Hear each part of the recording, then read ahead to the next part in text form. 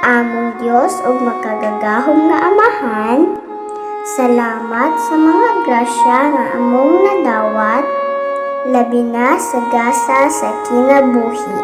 Among gipangayo kanimo nga unta kami malamdagan sa pagkat-on ug pagsabot sa mga leksyon nga gikan sa among mga magtutudlo nga pinasubay sa bag-o nga pamaagi sa pagkat-on.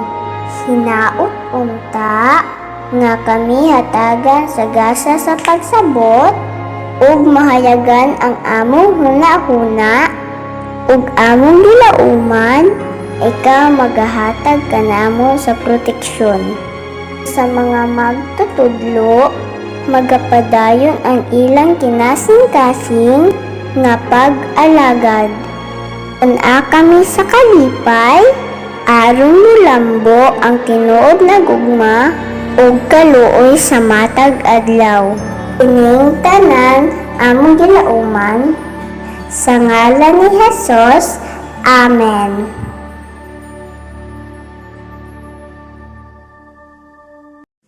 Mga kababayan, ang pambansang awit ng Pilipinas.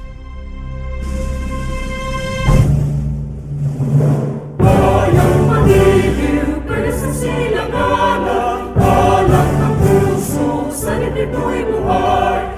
Lupang hinirang, tuyad ka ng magiti, sa panlulupi, di ka masisiling, sa nagkakapunod sa simula, sa langit mo baba, magilang kang tula, at awit sa paglayang minamahal, ang isang ng watawat mo'y tagumpay na nagdidinig, ang ituwing nagkaroon niya'y kailan ang may magdidinig, lupa ng araw ng walang ipagsikap, ay langit sa piling mo, aming ligaya ng pagkay ng ating kamatay ng dahil sa'yo.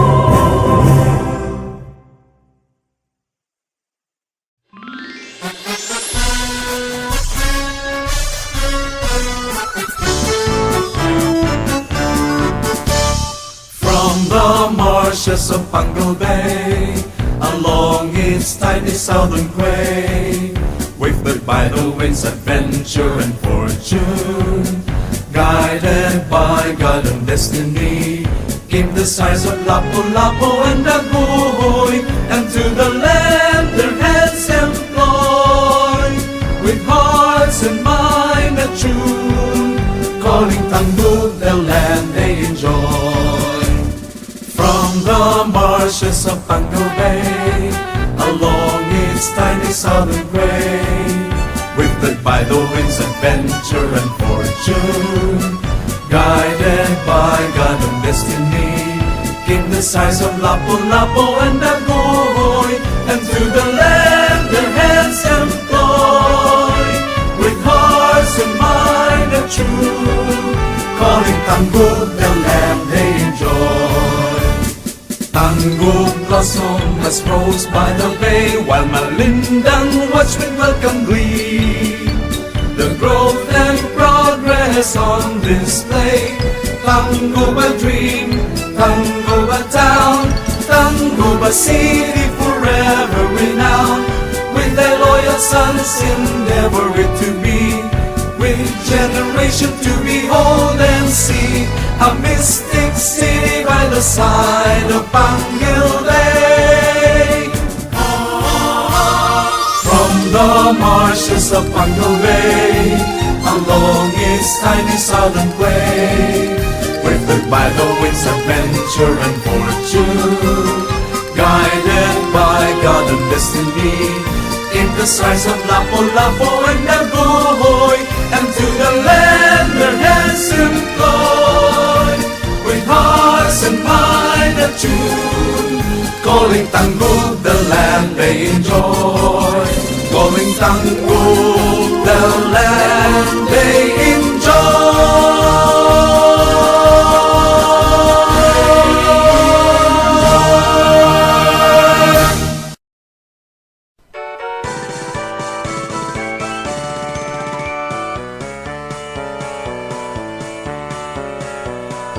Sesame ang Mindanao mabuhay, himahal na mong natawan.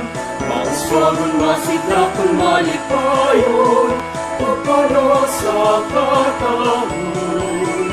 Magpapiling taning kasing-kasing, ang kabanaan o kamalipayon. Isa ka nunay gugmaan magpaibabaw, ang kahon sa'yo kanina. Mabuhay ang iyang Mindanao, ang natawan. Isag-usap ang kalimar, kami na minahalan.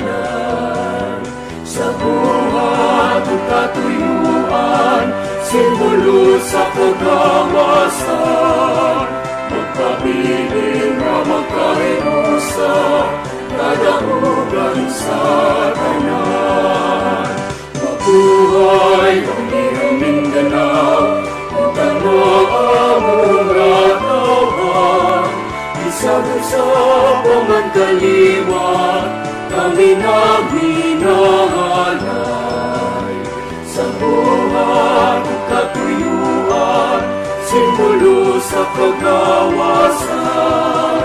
Magpabiling na magkahinusa, kadahugan sa tanan. Magpabiling na magkahinusa, kadahugan sa tanan.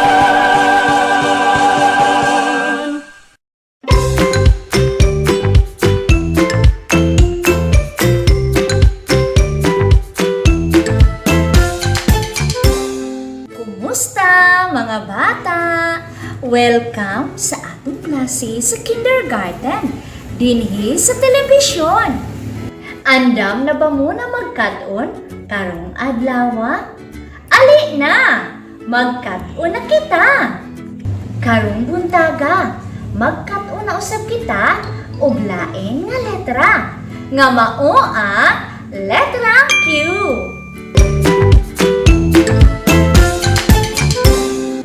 Karon mga bata, ato una nga tan-awon o paminawon ang usa ka awit.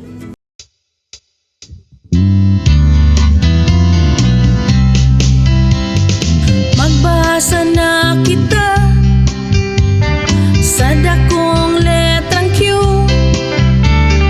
Basahon ta siya.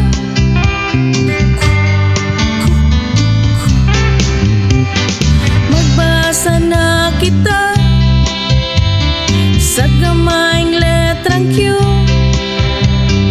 Basahon ta siya.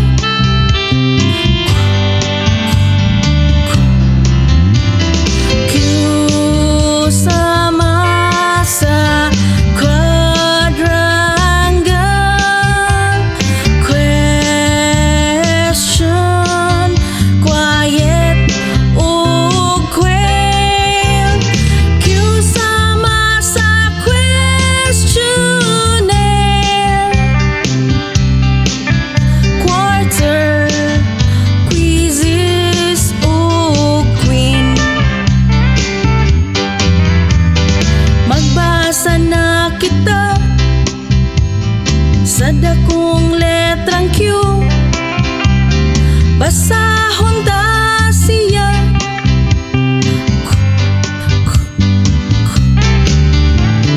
Basahon ta siya.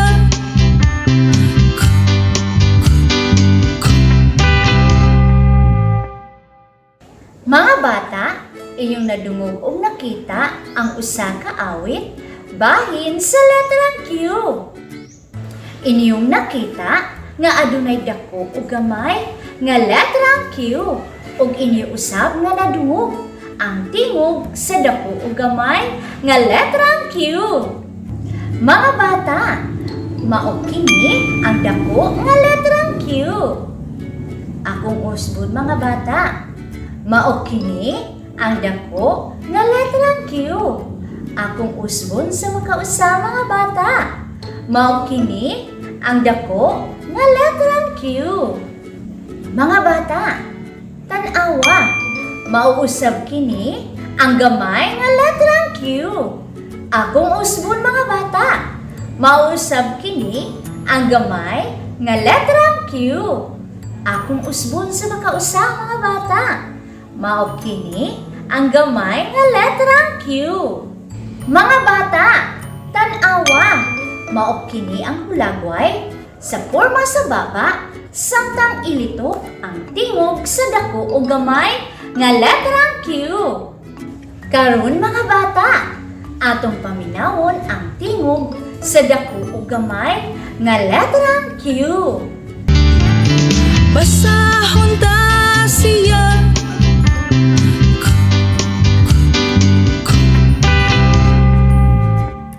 Mga bata, inyo na nadungog ang tingog sa dako o gamay nga letrang Q. Mga bata, mao kini ang dako nga letrang Q. Paminawan ninyo kung unsaon pagbito ang tingog niini. Basahon ta siya.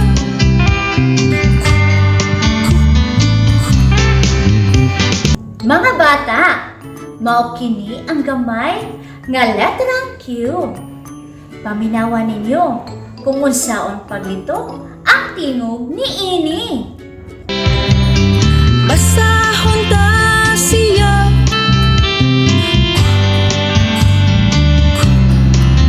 Mga bata, mao kini ang hulagway sa dako o gamay nga letrang Q nga putol-putol ang linya. Ako kining subayon mga bata aron makasulat ako og dako o gamay nga letrang Q. Magsugod ako og subay sa dako nga letrang Q mga bata. Magsugod ako og subay sa adunay hulagway sa kamot nga nagunit og lapis. Gikan sa taas sa blue nga linya, pakurba pawala, padulong sa blue nga linya, ipakurba patuo, pataas, hangtod, matakdo, kini. Ang sunod na pong subayon mga bata, maong putol-putol nga linya nga adunay arrow nga blue. Magsugod ako dinhi sa tunga-tunga sa lingin. Ubo sa pula nga linya. Pahirig, patuo, paubos sa blue nga linya. Ug ako nang nasulat ang dako nga letrang Q. Karon mga bata, ako na usab subayon ang gamay nga letrang Q. Magsugod ako og subay sa adunay arrow nga itong. Gikan sa pula nga linya, pakurba pawala, paubos, padulong sa blue nga linya. Ang sunod na kong subayon mga bata, maang putol-putol nga linya nga adunay arrow nga blue. Gikan sa pula nga linya, padulong sa ubos sa blue nga linya. Ug ako nang nasubay ang gamay ug nasulat ang gamay nga letrang Q. Nga adunay tingog nga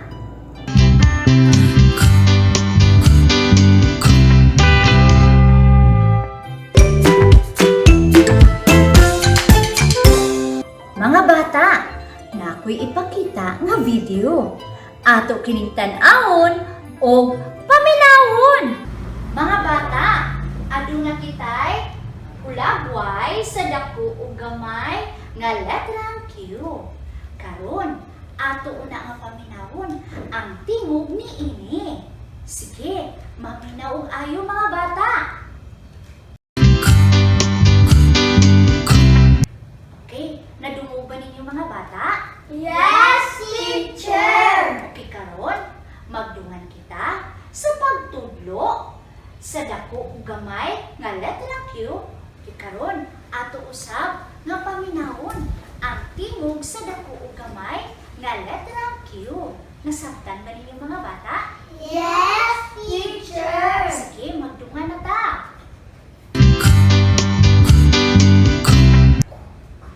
Okay, ato na punta sa gamay nga letrang Q.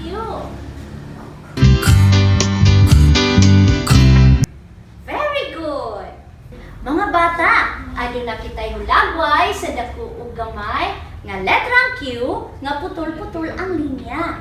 Karon ato kini subayon aron atong masulat ang dako ug gamay nga letrang Q. Nasabtan mga bata? Yes, teacher! Very good! Sige, magdungan ta og subay mga bata. Magsugod kita sa adunay hulagway sa kamot nga nagunit og lapis. Gikan sa blue nga linya sa taas, pakurba, pawala, paubos, hangtod sa blue nga linya. Ipadayon, ipakurba pataas, padulong sa tuo, hangtod masangpo kini sa blue nga linya. Okay, sunod na itong subayon, mga putol-putol nga linya nga adunay arrow nga blue. Magsugod kita og subay sa tunga-tunga, sa pula nga linya o sa blue nga linya sa ubos. Okay, magsugod na kita. Gikan sa taas, pahirig, patuo, paubos. Okay. Og ato nang nasulat ang dako nga letrang Q. Sunod, ato na pong subayon ang gamay nga letrang Q. Ato sundon ang arrow mga bata. Ang arrow nga ito. Gikan sa pula nga linya, pakurba pawala, padulong sa blue nga linya. Sunod na itong subayon, mga putol-putol nga linya nga adunay arrow nga blue. Gikan sa pula nga linya, paubos pa sa blue nga linya. Okay, yung ato na nasulat ang gamay nga letrang Q. Nakuha man ninyo mga bata? Yes, teacher! Very good!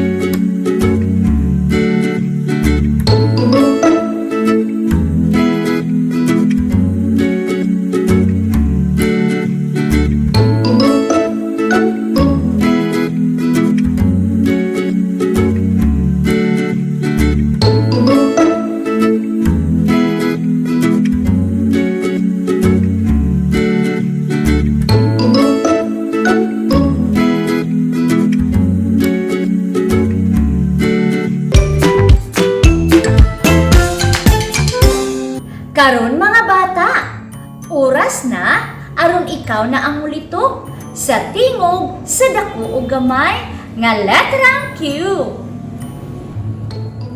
Sunda ang hulagway sa porma sa baba, samtang ilitok ang tingog sa dako ug gamay nga letrang Q. Tudloa ang hulagway sa dako nga letrang Q ug ilitok ang tingog ni ini ngadto sa imong papa, mama ug uban pang kauban ninyo sa panimalay. Sige, isulti na mga bata.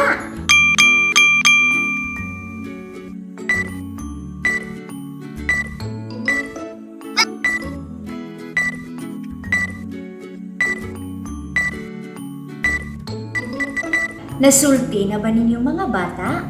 Ug kung inyo nang nasulti, maayo! Karon, tudluan na usab ang matag letra sa gamay nga letrang Q ug isulti ang tingog niini ngadto sa imong mama, papa ug uban pang kauban ninyo sa panimalay. Sige, isulti na mga bata.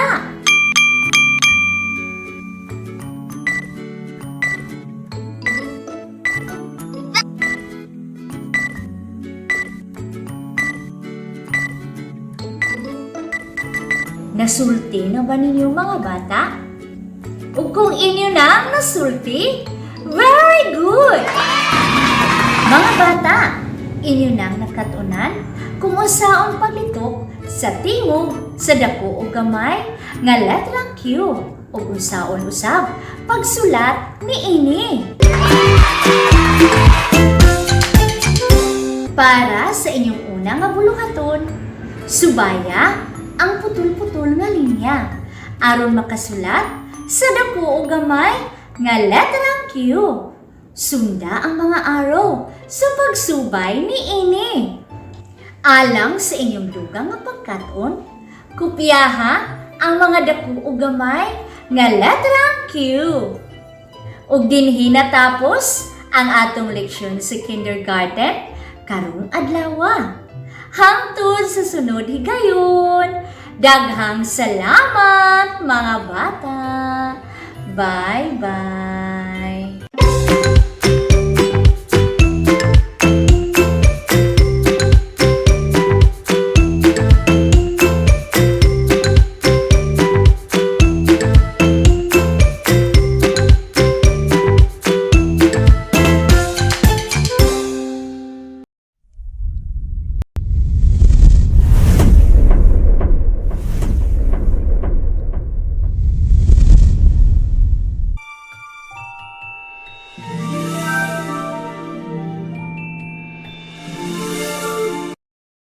Maayong adlaw mga bata.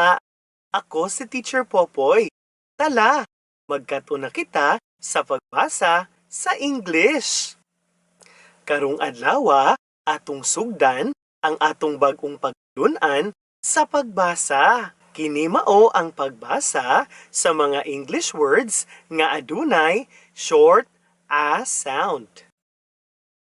Andama ug baklia ang inyong self-learning materials sa English Reading Lesson 6, page 26. Diha inyong makita ang mga pulong nga adunay short a. Karon mga bata, makita usab ninyo ang mga letrang A ug N. Kung atong isumpay ang mga tingog niini, makaporma kita og rhymes nga an. Karon mga bata, tudloa ang unang letra nga inyong makita sa wala nga bahin. Diha inyong makita ang letrang M nga adunay tingog nga m. Kung ato kining isumpay sa rhymes nga an, mahimo kini nga an man. Akong balikon mga bata.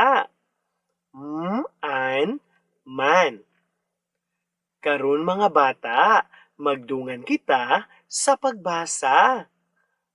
An man. Balikon ta sa makausa mga bata. An man. Karon mga bata, kamo na pod ang magbasa. Balika pa sa makausa, mga bata. Kung ang inyong gisulti, mao ang an, man, sakto mga bata.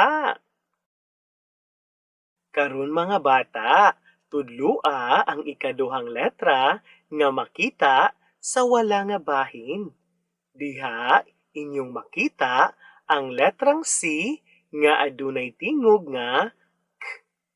Kung ato kining isumpay sa rhymes nga an, mahimo kini nga k, an, can. Akong balikon mga bata. K, an, can. Karon mga bata, magdungan kita sa pagbasa. K, an, can. Balikon ta sa makausa, mga bata. K, an, can. Karon mga bata, kamo na pod ang magbasa. Balika pa sa makausa, mga bata. Kung ang inyong gisulti, mao ang k, an, can, sakto mga bata. Karon mga bata, tudloa ang ikatulong letra nga makita sa wala nga bahin. Diha inyong makita ang letrang F nga adunay tingog nga kung ato kining isumpay sa rhymes nga an, mahimo kini nga an, fan. Akong balikon mga bata. An, fan. Karon mga bata, magdungan kita sa pagbasa. An, fan. Balikon ta sa makausa mga bata. An, fan. Karon mga bata, kamo na pod ang magbasa. Balika pa sa makausa mga bata. Kung ang inyong gisulti, mao ang an, fan, sakto mga bata. Karon mga bata, tudloa ang ikaupat nga letra nga makita sa wala nga bahin. Diha inyong makita ang letrang P nga adunay tingog nga kung ato kining isumpay sa rhymes nga an, mahimo kini nga an, pan. Akong balikon mga bata. An, pan. Karon mga bata, magdungan kita sa pagbasa. An, pan. Balikon ta sa makausa mga bata. An, pan. Karon mga bata, kamo na pod ang magbasa. Balika pa sa makausa mga bata. Kung ang inyong gisulti, mao ang an, pan, sakto mga bata. Karon mga bata, tudloa ang ikalima nga letra nga makita sa wala nga bahin. Diha inyong makita ang letrang R nga adunay tingog nga Kung ato kining isumpay sa rhymes nga an, mahimo kini nga an, ran. Akong balikon mga bata. An, ran. Karon mga bata, magdungan kita sa pagbasa. An, ran. Balikon ta sa makausa mga bata. An, ran. Karon mga bata, kamo na pod ang magbasa. Balikan ninyo sa makausa mga bata. Kung ang inyong gisulti, mao ang an, ran, sakto mga bata. Karon, tudloa ang ikaunom nga letra nga inyong makita sa wala nga bahin. Diha inyong makita ang letrang T nga adunay tingog nga kung ato kining isumpay sa rhymes nga an, mahimo kini nga an, tan. Akong balikon mga bata. An, tan. Karon mga bata, magdungan kita sa pagbasa. An, tan.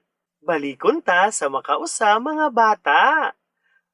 An, tan. Karon mga bata, kamo na pod ang magbasa. Balika pa sa makausa mga bata. Kung ang inyong gisulti, mao ang an, tan, sakto mga bata.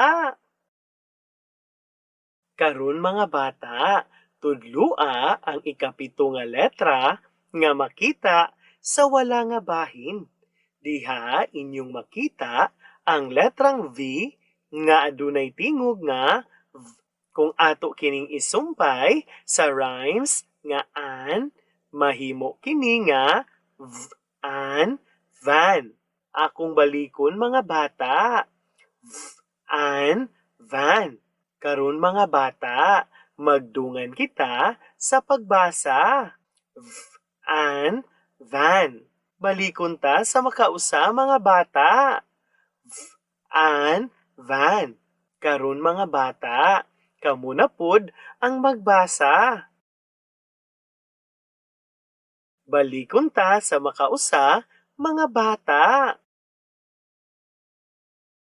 Kung ang inyong gisulti mao ang an, van, sakto mga bata. Karon mga bata, atong basahon ang mga pulong nga naporma. Paminawa ko ninyo kung unsaon nako kini pagbasa. Man, can, fan, pan, run, tan, van. Karon mga bata, magdungan kita sa pagbasa. Man, can, fan, pan, run, tan, van. Mga bata, kamo na pod ang magbasa.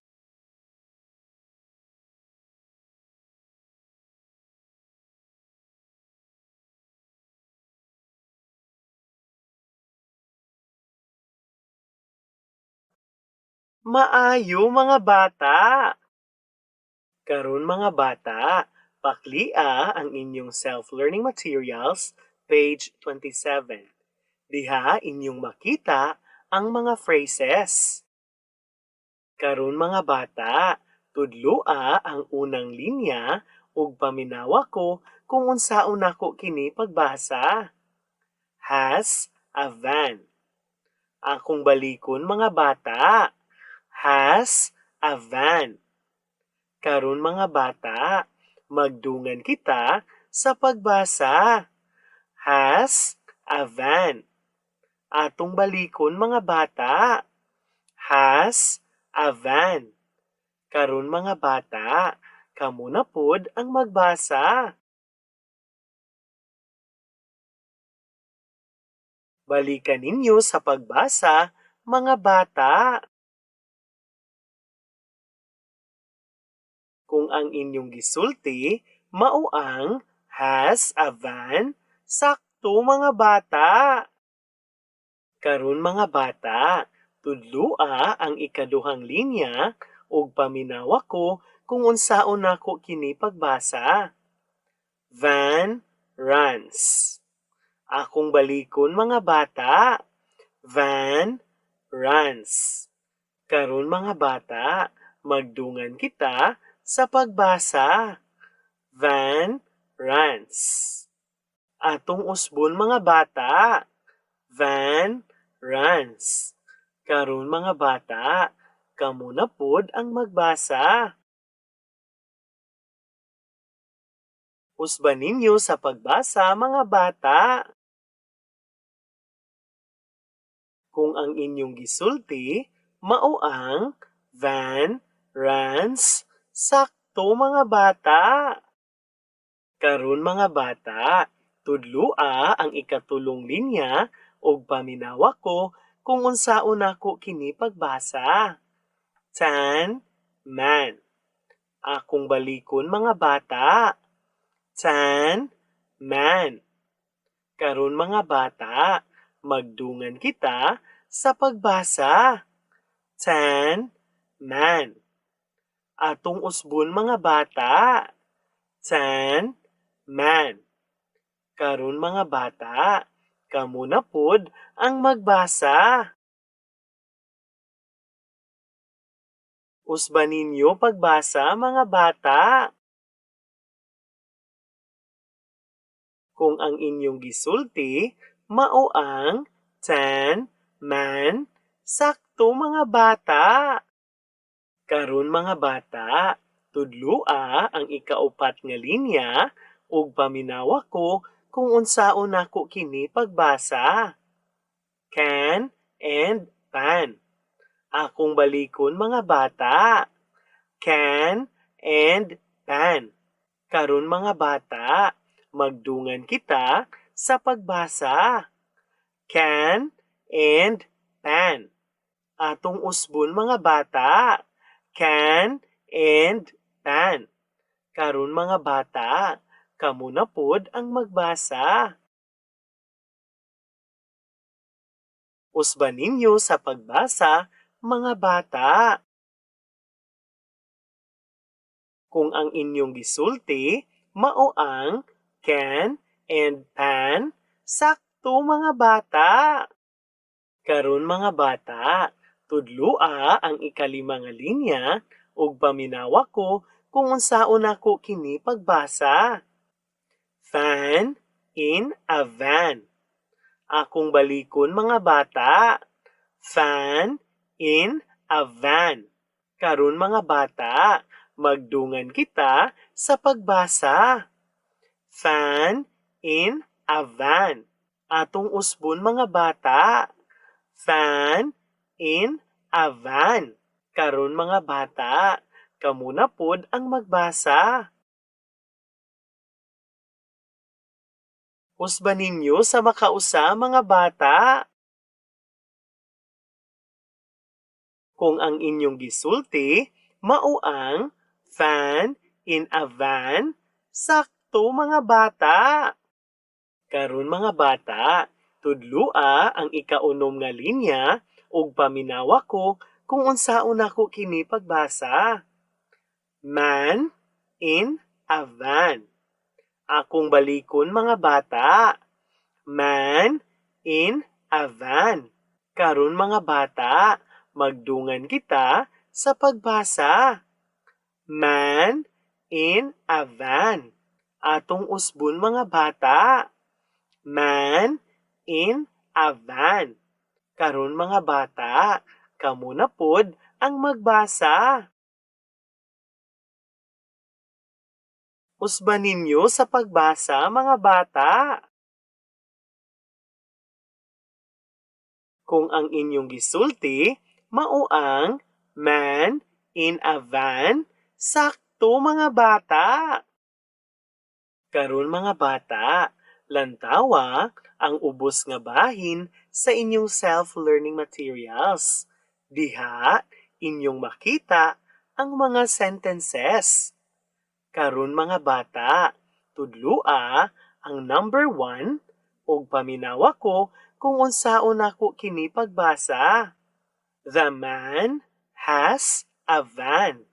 Akong balikon mga bata. The man has a van. Karon mga bata, magdungan kita sa pagbasa. The man has a van. Atong usbon mga bata. The man has a van. Karon mga bata, kamo na pod ang magbasa. Usban ninyo sa makausa mga bata. Kung ang inyong gisulti, mao ang the man has a van, sakto mga bata.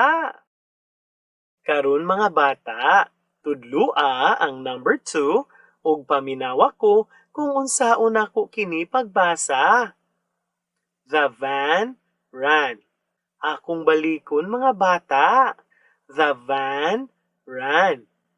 Karon mga bata, magdungan kita sa pagbasa. The van ran. Atong usbon mga bata. The van ran. Karon mga bata, kamo na pod ang magbasa. Usban ninyo sa pagbasa, mga bata.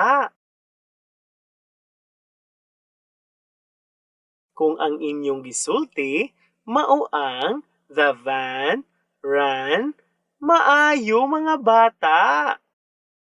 Karon mga bata, tudloa ang number 3 ug paminawa ko kung unsaon ako kini pagbasa.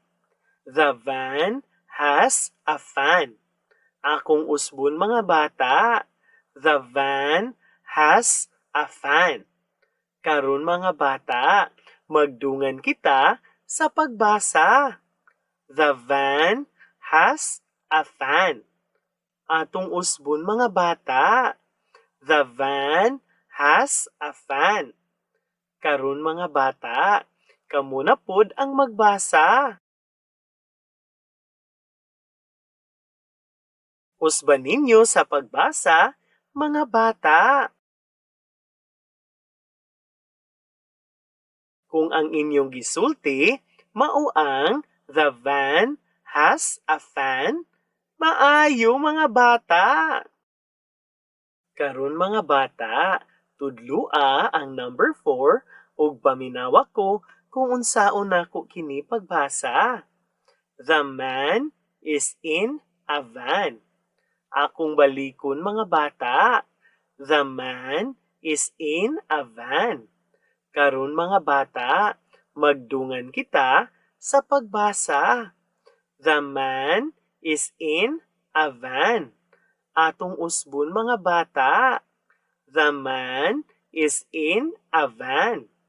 Karon mga bata, kamo na pod ang magbasa. Usban ninyo sa pagbasa mga bata. Kung ang inyong gisulti, mao ang the man is in a van, maayo mga bata.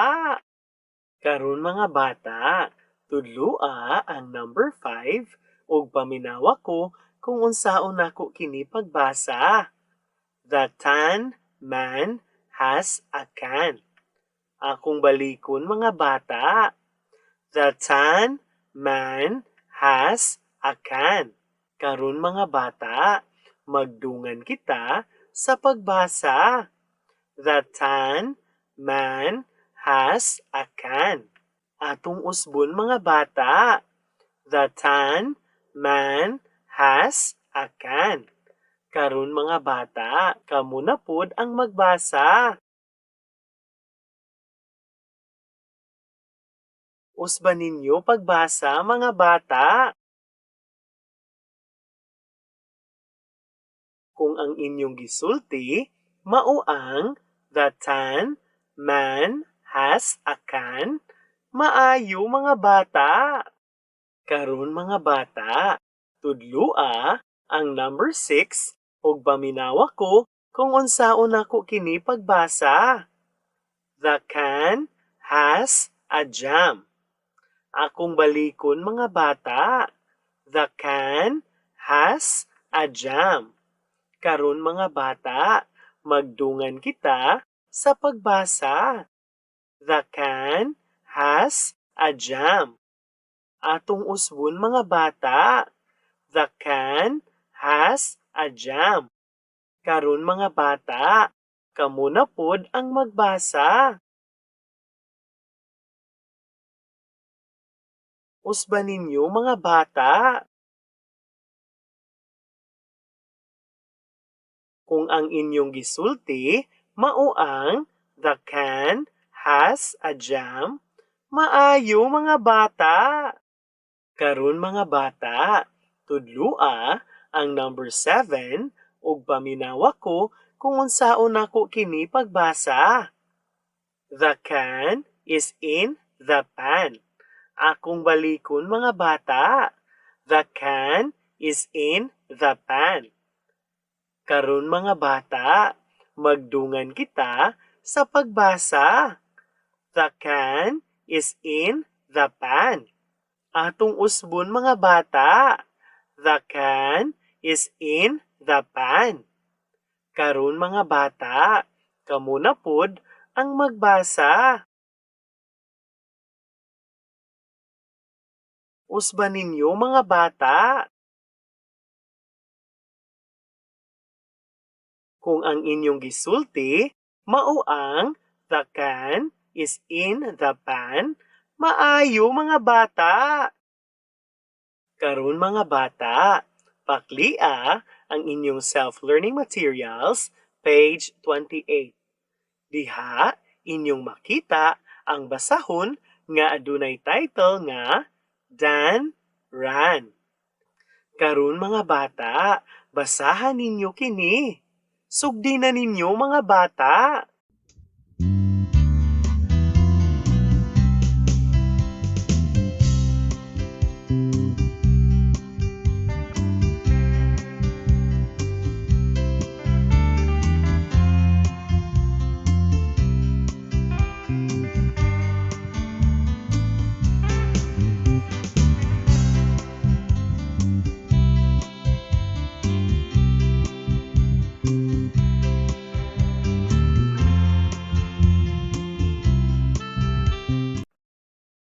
Karon mga bata, paminawa ko ninyo kung unsaon ako kini pagbasa. Dan ran. This is Dan. Dan ran. Dan ran to a man. Dan ran to a pan. Dan ran to a can. Dan ran to a fan. Dan ran to a ham. Dan ran and ran and ran. Then Dan ran to his mat. Kung gibasa ninyo ang basahon sama sa akong pagbasa, maayo mga bata. Alang sa dugang pagsabot sa inyong gibasa, tubagan ninyo ang pangutana sa ubos sa inyong basahon. Karon mga bata, paklia ang inyong self-learning materials, page 29. Lantawa ang hulagway sa wala, ug badlisi ang pulong sa tuo nga nagngalan sa maong hulagway. Karon mga bata, paklia ang inyong self-learning materials, page 30. Lantawa ang hulagway, ug isulat sa badlis ang nawala nga letra aron maporma ang ngalan sa maong hulagway. Ug dinhi natapos ang atong pagtulunan karong adlaw. Hangtod sa sunod nga higayon mga bata. Daghang salamat. Enjoy!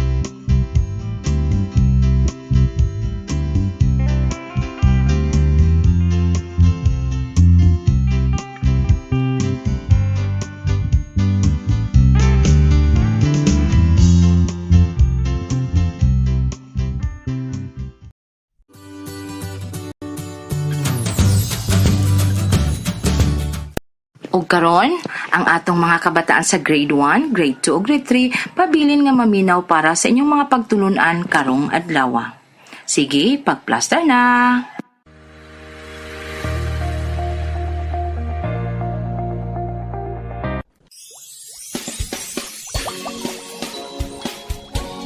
Para sa mga bata sa grade 3 health, mahulagway ang kahanas sa usa ka maalamon nga consumer. Mga bata, karong adlaw atong katunan ang paghulagway sa kahanas sa usa ka maalamon nga consumer. Ang inyo usab buluhaton inighuman ni ining atong leksyon usa ka written activity. Mga bata, Paklia ang inyong self-learning materials sa Grade 3 Health, pages 13, 14, and 15.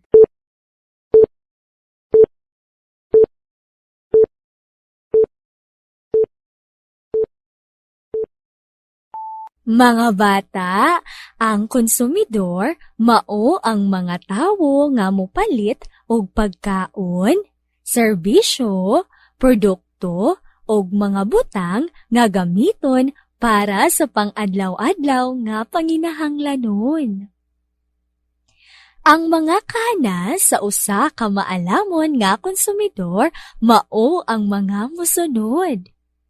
Kahibalo mohimo sa hustong desisyon kung unsa ang mga pagkaon ang paliton og butang nga gamiton aron masiguro ang kahimsog. Dili dali madani sa mga pahinomdom sa telebisyon ug posters. Makisayod sa impormasyon usa mopalit. Makisusi kung aduna ba kini diskwento. Magtandi sa kalidad, presyo o gamit sa produkto. Pananglitan mga bata, paminawan ninyo ang sugilanon. Si Sofia mikuyog sa iyang mama ngadto sa syudad para magpalit og bag-ong sapatos. Ma, kini atong paliton kay kita ko ani sa TV. Sulti ni Sofia sa iyang mama samtang nagtudlo sa usa ka nindot og mahalong sapatos. Unya na anak, kay mangita usa kita og ingon ana kanindot og kalig-on apan mas barato ang presyo.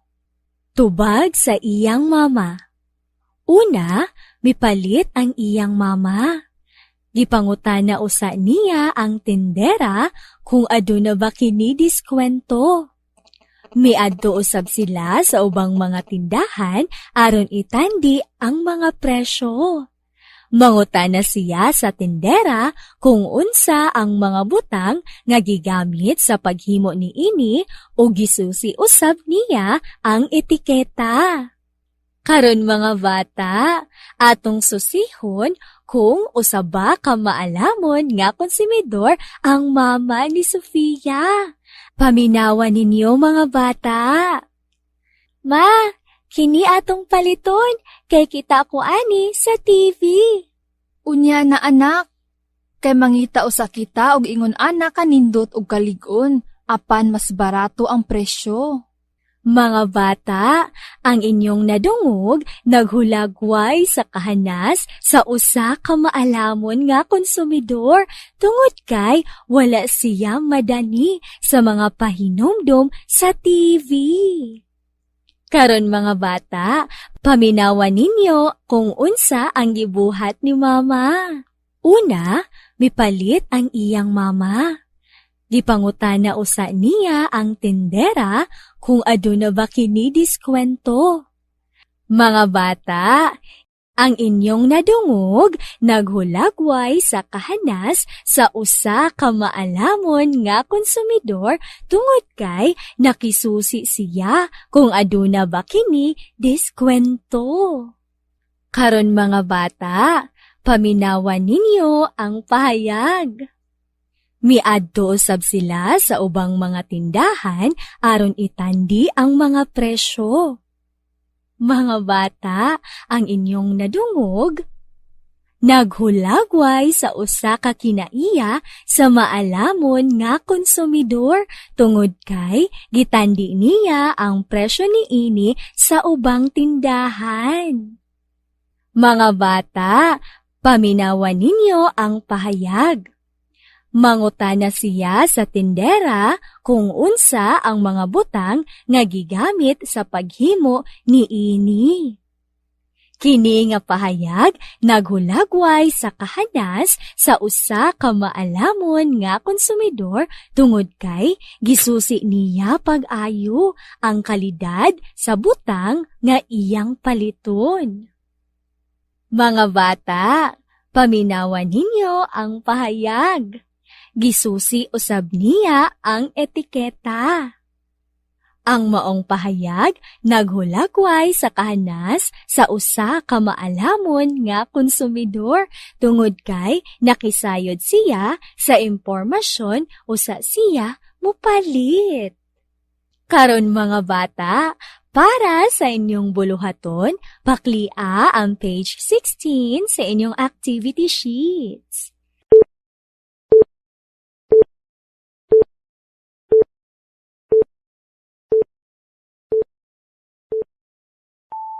Ihulagway ang kahanas sa usa ka maalamon nga konsumidor sa matag numero.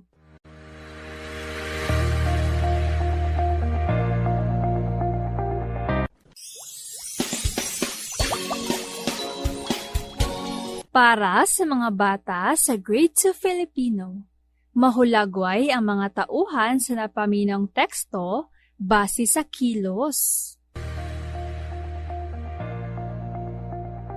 Mga bata, karong adlaw ang atong katuna ng paghulagway sa mga tauhan sa napaminang teksto base sa kilos.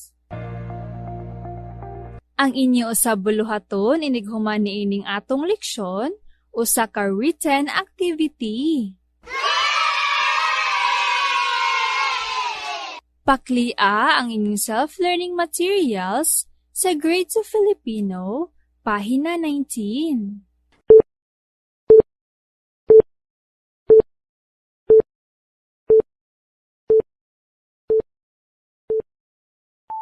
Mga bata, ang paglalarawan ng tauhan sa napakinggang teksto ay isang paraan upang ganap na maintindihan ang kilos at ang kanyang pahayag. Mahalagang bigyan ng pansin ang mga tauhan kung paano ito kumilos at ano ang kanyang ginagampanan sa teksto sa paglalarawan. Sa pakikinig ng mabuti, maaaring kilalanin ang mga tauhan at nakatutulong ito upang lubos na maunawaan ang tekstong pinakinggan. Ito ang mga halimbawa ng salita na ginagamit sa paglalarawan. Masipag, mabait, magalang, mahinahon, masiyahin, at iba pa. Mga bata, sa pahina 20 ng inyong self-learning materials, makikita ang halimbawa.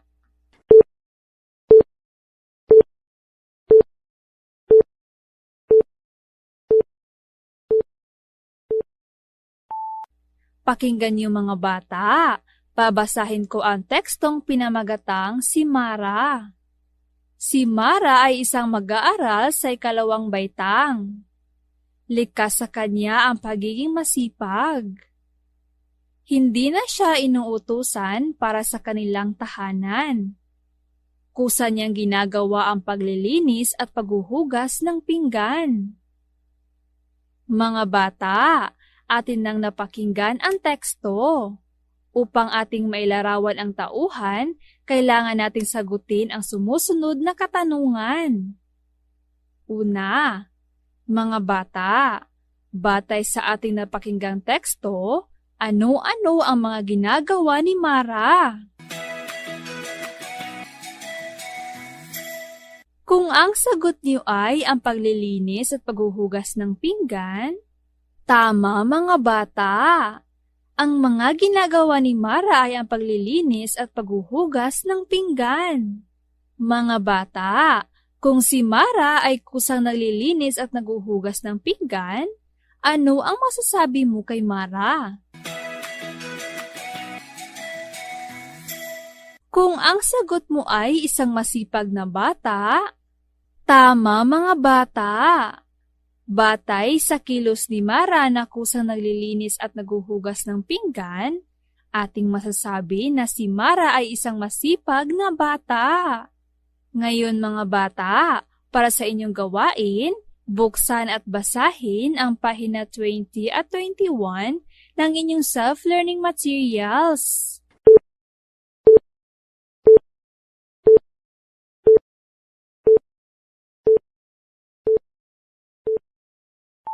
Basahin ng isang teksto at sagutin ang mga tanong.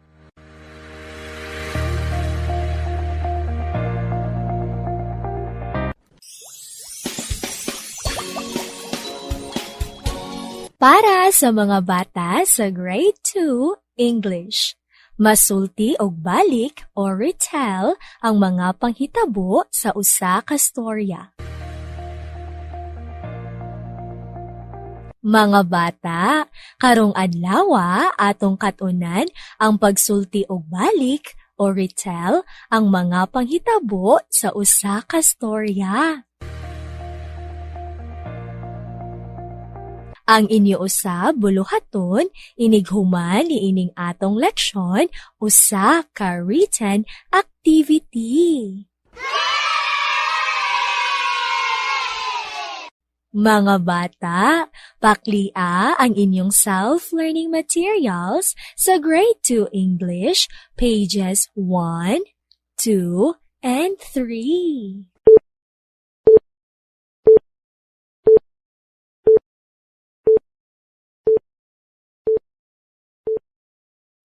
Mga bata, retelling is simply to tell the story again through sequencing the events. In retelling a story, you must remember what happens in the story from the beginning until the end, which includes the use of a plot. A plot composed of beginning, middle, and end. Mga bata, beginning is the first part of the story that uses signal words like once upon a time or one day. Middle is found in the middle of the story that uses signal words like then or next. Ending is where the story comes to end that uses signal words like finally or last. To retell the story, we write the events of the story from beginning, middle, and ending. For example, mga bata, listen as I read to you the story. While listening, read the story in your self-learning materials. Baby chickens. One day, a mother chicken sat on her nest. Next day, the eggs cracked open and some little chickens popped out from the shells. Finally, the mother chicken had 6 chicks. Mga bata, you have heard the story about the baby chickens. Now, to retell the beginning of the story, you tell what happens at the first part of the story. Now, based on the story, the beginning of the story is: one day, a mother chicken sat on her nest. Mga bata, this event of the story is the beginning because it has a signal word, one day, and it is found in the beginning of the story. To retell the middle of the story, you tell what happens at the center part of the story. Now, based on the story, the middle of the story is: next day, the eggs cracked open and some little chickens popped out from the shells. Mga bata, this event of the story is the middle because it has a signal word, next, and it is found in the middle of the story. To retell the end of the story, you tell what happens at the last part of the story. Mga bata, based on the story, the ending of the story is: finally, the mother chicken had 6 chicks. Mga bata, this event is the ending of the story because it has a signal word, finally, and it is found in the last event of the story. Mga bata, now let's practice retelling the events of the story through sequencing events by checking the correct sentences. Let us read the first sentence. One day, a mother chicken sat on her nest. Mga bata, you can see the check mark on the box because this event happens in the story. Now let's read the second sentence. The mother chicken flies. Mga bata, you can see that there's no check mark on the box because this event does not happen in the story. Let's proceed to the third sentence. Next day, the eggs cracked open and some little chickens popped out of the shells. Mga bata, you can see the check mark on the box because this event happens in the story. Now let's read the fourth sentence. The eggs were broken. Mga bata, you can see that there's no check mark on the box because this event does not happen in the text. Let's read the last sentence. Finally, the mother chicken had 6 chicks. Mga bata, you can see the check mark on the box because this event happens in the story. Mga bata, to retell the story, we write the events of the story from beginning, middle, and ending.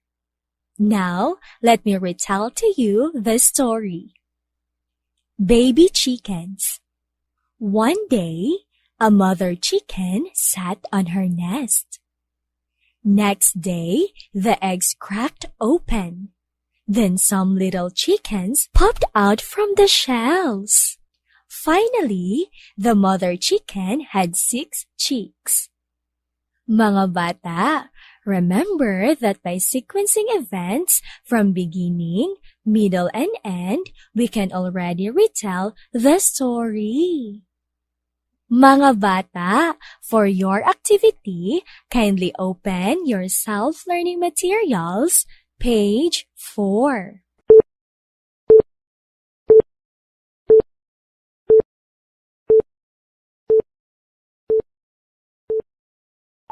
Put a check inside the box that tells the events. Retell the story by writing on the space provided.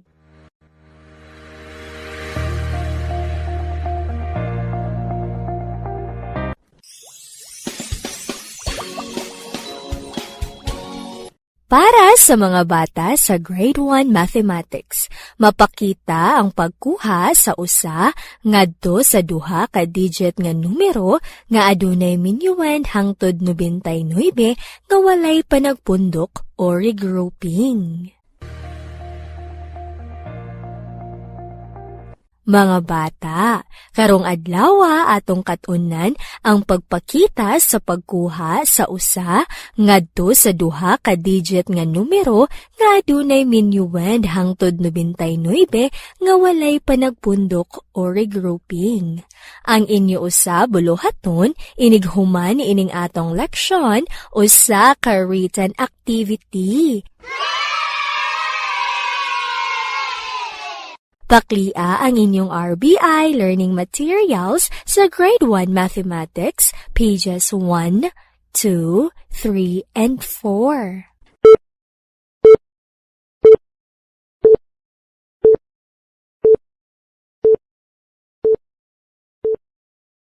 Mga bata, sa pagkuha sa usa ngadto sa duha ka digit sa numero nga adunay minuends hangtod 99 nga wala o adunay panagpundok, aduna kitay mga lakang nga pagasundon sa pagkuha. Unang lakang o first step. Mag-unat ta og kuha sa tinagsa o ones place column. Sa pagkuha nga adunay panagpundok, magkuha og usa ka napulo sa tens place ug idugang kini sa numero nga anaa sa tinagsa o ones place. ikaduhang lakang o second step. Isunod dayon sa pagkuha ang numero nga anaa sa tinagpulo o tens place column. Kung nakuhaan og usa ka na pulo ang numero nga anaa sa tens place, i-minus kini sa dili pa buhaton ng pagkuha.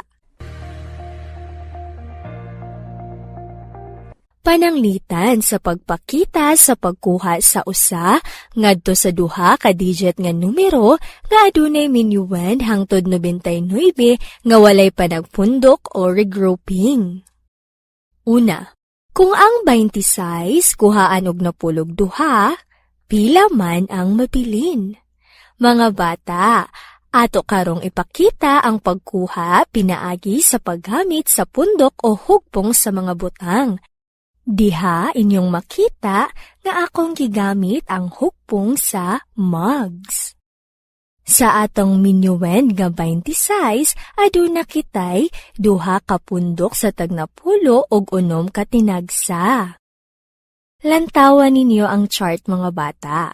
Sa unang column, gipakita nga sa numero nga 26 aduna kitay duha ka pundok sa tagnapulo. Sa ikaduha nga column, inyong makita nga sa numero nga 26, aduna kitay 6 ka tinagsa. Akong usbon mga bata, sa numero nga 26, aduna kitay duha ka pundok sa tagnapulo og 6 ka tinagsa. Karon, ato kining kuhaan og napulog duha. Aron ato kining makuha, atong gamiton ang mga lakang sa pagkuha. Ang unang lakang nga mao ang pagkuha og una sa tinagsa o ones place nga column. Sa numero nga 26, ang numero nga anaa sa ones place mao ang numero nga 6. Sa ato ang subtrahen nga napulog duha, ang numero nga anaa sa ones place mao ang numero nga 2. Sa ato pa, ang 6 ka tinagsa ato kanang kuhaan og 2. Diha inyong makita nga akong gibutangan og X ang 2 ka mag.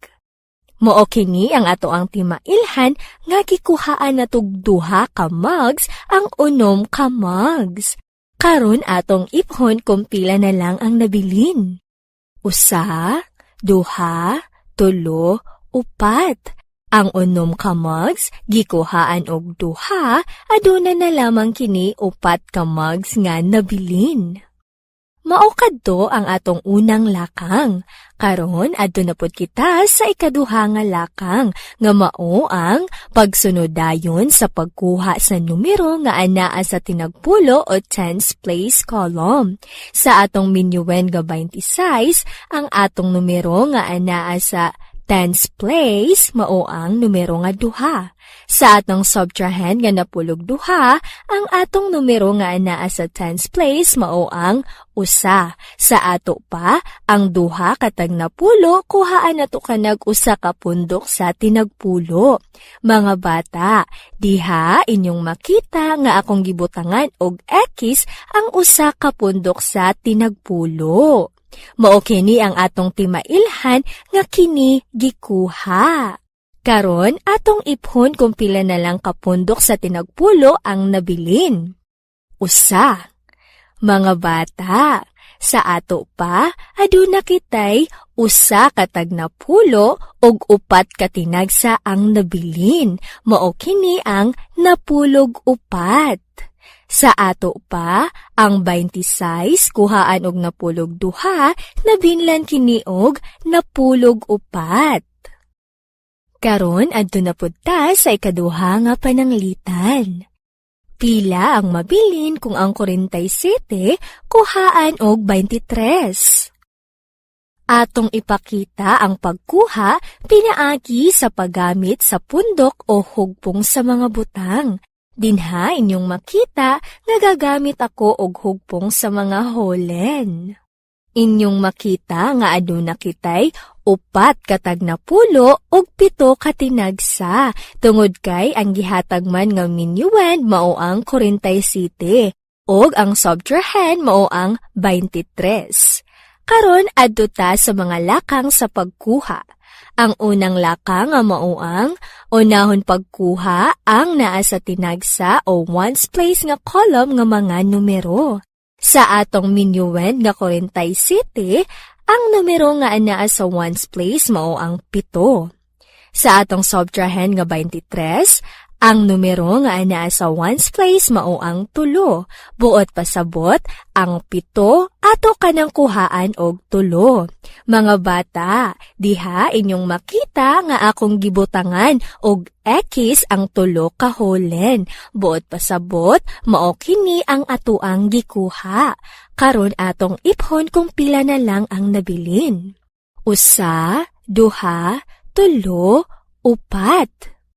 Ang 7 gikuhaan og 3 nabinlan kini og 4. Mao kadto ang unang lakang. Karon adto na pud ta sa ikaduha nga lakang. Mao ang pagsunod dayon sa pagkuha sa numero nga anaa sa tinagpulo o tens place column. Sa atong minuwen nga 47, ang numero nga anaa sa tens place mao ang 4.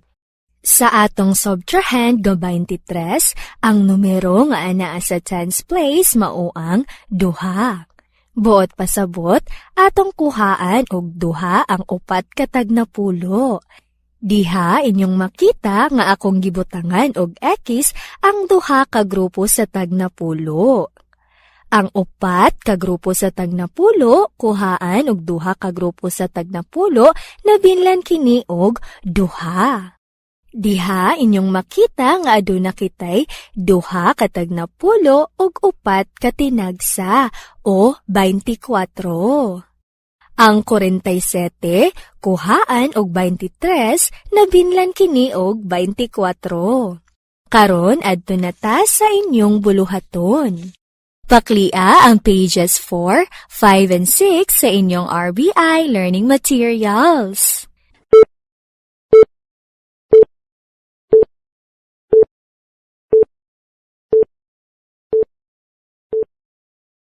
Ipakita ang pagkuha sa mga numero pinaagi sa pagbutang og X sa hukpong sa tinagpulo og tinagsa aron matubag ang mga pangutana. Isulat sa kahon ang insaktong tubag.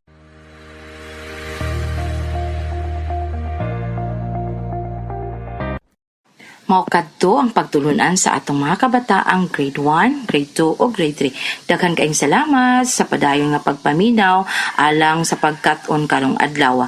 Daghan usab nga salamat sa atong mga ginikanan nga pabili nga nagabay sa atong mga kabataan.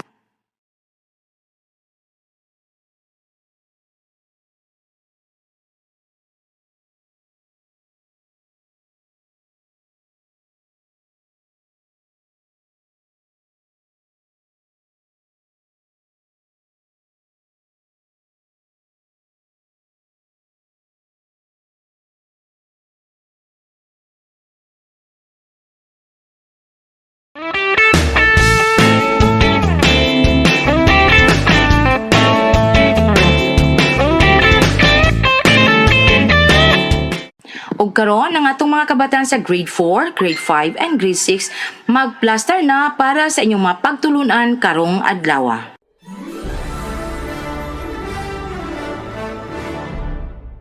Para sa mga bata sa grade 4 ESP, nakapagpapakita ng kawilihan sa pakikinig o pagbabasa ng mga pamanang kulturang material. Halimbawa, kwentong bayan, alamat, at mga epiko. At di material, halimbawa, mga magagandang kaugalian, pagpapahalaga sa nakatatanda at iba pa. Pangalawa, na ipagmamalaki o napahahalagahan ang nasuring kultura ng iba't ibang pangkat etniko tulad ng kwentong bayan, katutubong sayaw, awit, laro, at iba pa. Mga bata, sa araw na ito, talakayin natin kung paano nakapagpapakita ng kawilihan sa pakikinig, pagbabasa at pagsasagawa ng mga pamanang kulturang material at D. Material. Mga bata, ang gawain ninyo pagkatapos ng leksyong ito ay isang written activity. Mga bata, pakibuksan ang inyong self-learning materials page 1. Inyong makikita at mababasa sa impormasyon na kultura ang tawag sa paraan ng pamumuhay ng isang pangkat. Napapaloob dito ang kanilang mga paniniwala, kaugalian, pagpapahalaga, mga gawi at mga bagay o sagisag na magpapakilala sa kanila bilang isang natatanging pangkat. Ang kulturang Pilipino ang nagpapakita ng ating pagkakakilanlan bilang isang bansa. Bilang isang Filipino, tungkulin nating alamin, alagaan, pagyamanin, at ipagpatuloy ang kultura natin. Mga bata, ang kultura ay may dalawang uri. Ito ay ang material na kultura at di material na kultura. Mga bata, ang mga halimbawa ng material na kultura ay una, kwento. Pangalawa, sayaw. Pangatlo, awit. Pang-apat, laro. At panglima, pagkain. At ang mga halimbawa ng di-material na kultura ay una, tradisyon. Pangalawa, kaugalian. At pangatlo, paniniwala. Mga bata, ngayon pakibuksan ang inyong self-learning materials page 2. Inyong makikita at mababasa na ang Pilipinas ay tahanan ng napakaraming mga pangkat etniko. Bunga ng pakikipag-ugnayan sa iba't ibang bansa at ng pagdating at paninirahan ng mga dayuhan sa bansa. Ilan sa mga pangkat etniko ay naimpluwensyahan ng mga kulturang dala ng mga dayuhan. Samantala, may mga pangkat na napanatili ang kanilang orihinal na kultura ilang siglo man ang nakaraan. Sila ang tinatawag nating Indigenous People o IP. Ang mga agta ng Sierra Madre, Mangyan ng Mindoro, at Taot Bato ng Palawan ang ilan sa kanila. Iba-iba ang kultura ng bawat rehiyon at bawat pangkat etniko. Makikita ito sa mga katutubong kasuotan, kwentong bayan, sayaw, awit, laro at iba pa. Ito ay nagpasalin-salin na mula pa sa ninuno. Mga bata, para sa halimbawa, pakibuksan ang inyong self-learning materials page 3.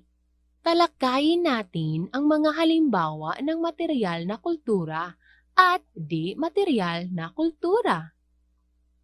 Para sa material na kultura, ang unang halimbawa ay ang kwentong bayan o folklore. Ilan sa mga halimbawa nito ay ang kwentong pinamagatang Si Mariang Mapangarapin at Si Punong Kawayan. Mga bata, para sa karagdagang kaalaman tungkol dito, basahing maigi ang mga impormasyon na inyong makikita at mababasa sa inyong self-learning materials page 3. Ang pangalawang halimbawa ng material na kultura ay ang katutubong sayaw.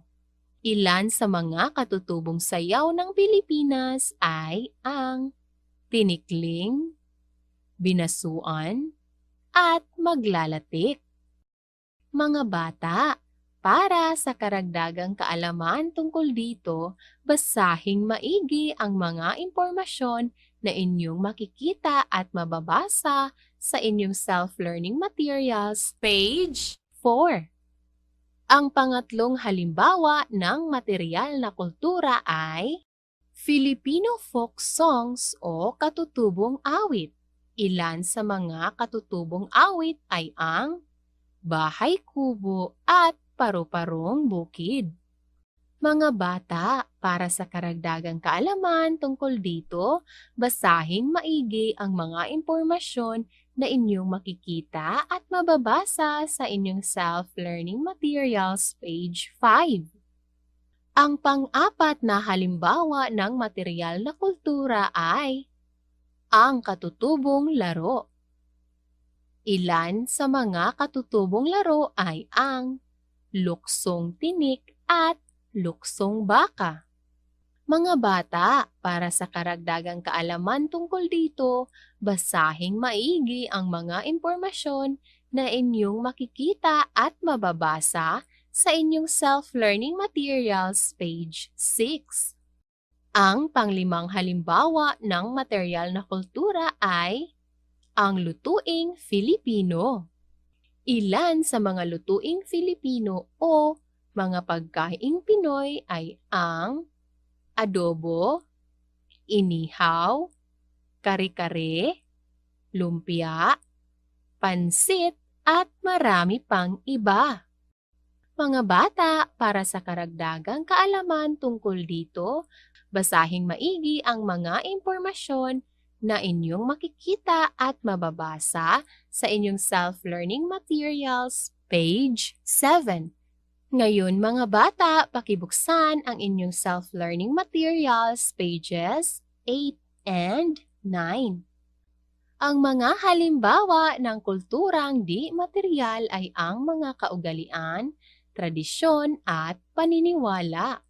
Ilan sa mga ito ay ang pagkamagalang, may takot sa Diyos, malapit sa pamilya, hospitality o malugod na pagtanggap ng bisita, at matulungin.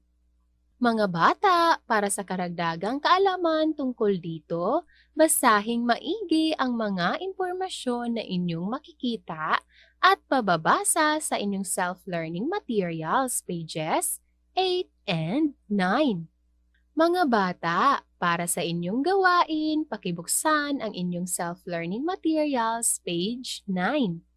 Lagyan ng check ang kahon kung ang sitwasyon ay nakapagpapakita ng kawilihan sa pakikinig, pagbabasa, at pagsasagawa ng mga pamanang kulturang material at di material.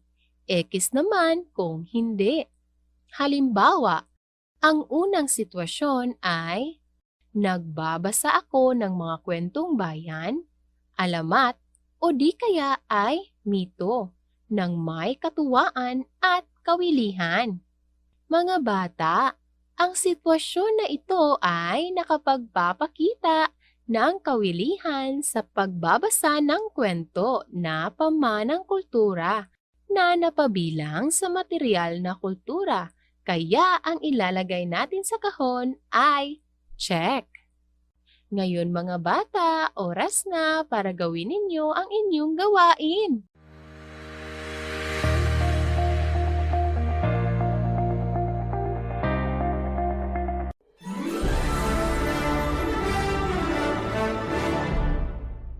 Para sa mga bata sa Grade 5 Mathematics, solve routine and non-routine problems involving percentage using appropriate strategies and tools.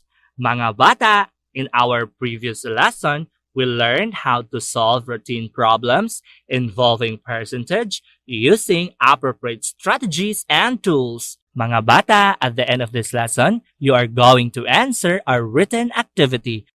Today, let's have another example. Now, kindly open your RBI learning materials on page 9. Let us solve the problem below using routine solution in finding rate.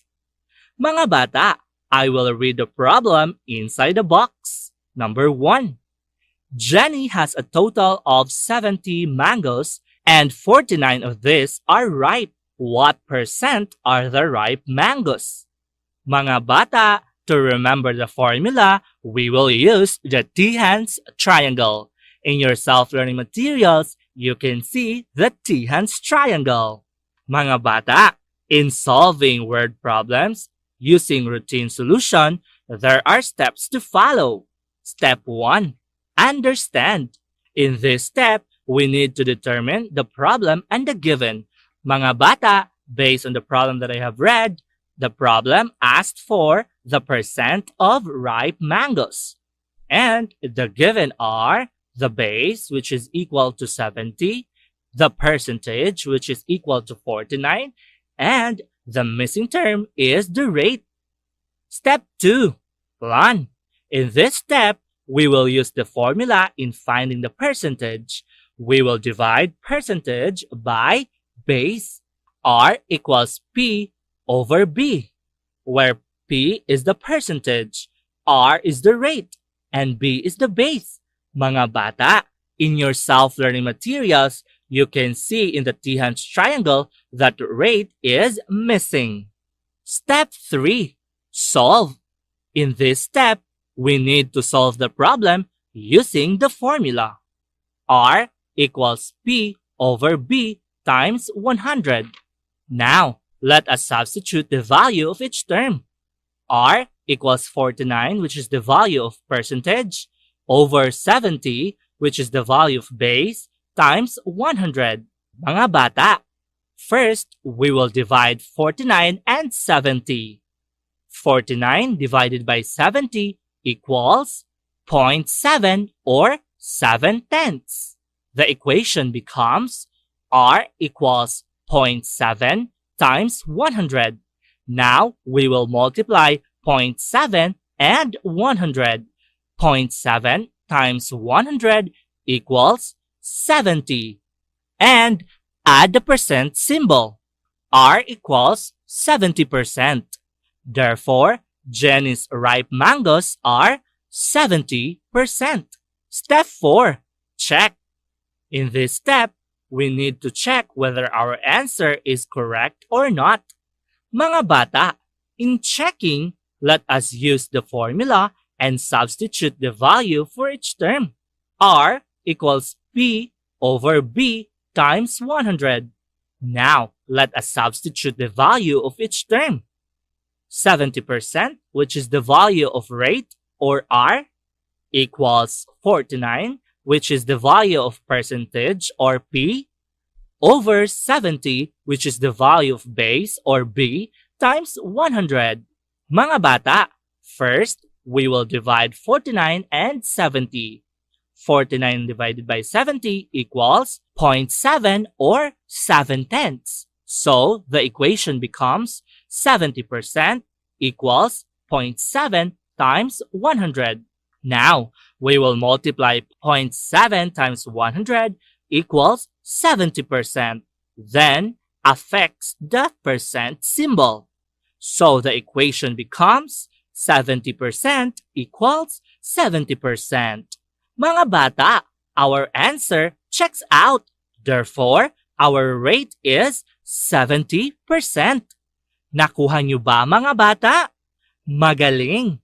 Now, kindly open your RBI learning materials on page 10. For your activity, you are going to solve the problem below using routine solution in finding the rate. Ngayon, mga bata, it's time for you to do your activity.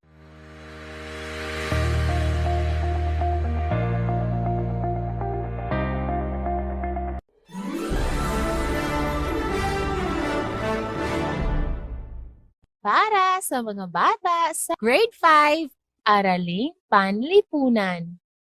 Natatalakay sa pamamagitan ng pagsulat ang impluwensya ng mga Espanyol sa kultura ng Pilipino sa aspektong panlipunan.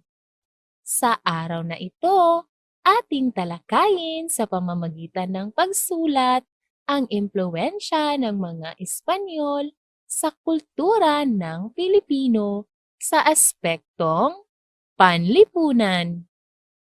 Mga bata, pakibuksan ang inyong self-learning materials, page 55. Inyong makikita at mababasa ang impormasyon tungkol sa impluwensya ng mga Espanyol sa kultura ng mga Pilipino sa aspektong panlipunan. Ang pagiging kolonyal ng Pilipinas sa Espanya ay nagdala ng maraming pagbabago sa kultura at kalagayang panlipunan ng mga Filipino. Maraming aspeto ng pamumuhay ng mga Filipino ang nagbago dahil sa impluwensya ng Kristyanismo sa mga pagbabagong naganap sa kulturang Filipino. Ngayon, tunghayan natin ang mga pagbabago sa aspektong panlipunan sa panahon ng kolonyalismong Espanyol. Gawin nating gabay ang balangkas na inyong makikita sa ibaba. Mga pagbabagong panlipunan. Una, pagkakaantas-antas. Pangalawa, katayuan ng kababaihan. Halimbawa, balikan natin ang segment tungkol sa usapan nina Annie, Steffi at ng kanilang papa.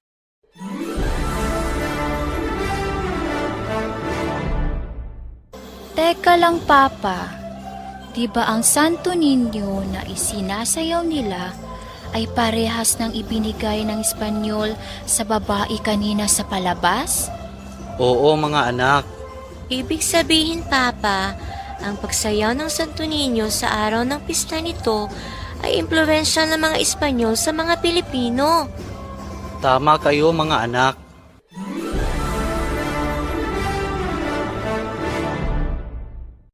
Mga bata, tama ang sinabi ni Steffi na ang pagsayaw ng Santo Niño sa araw ng pista nito ay impluwensya ng mga Espanyol sa mga Filipino.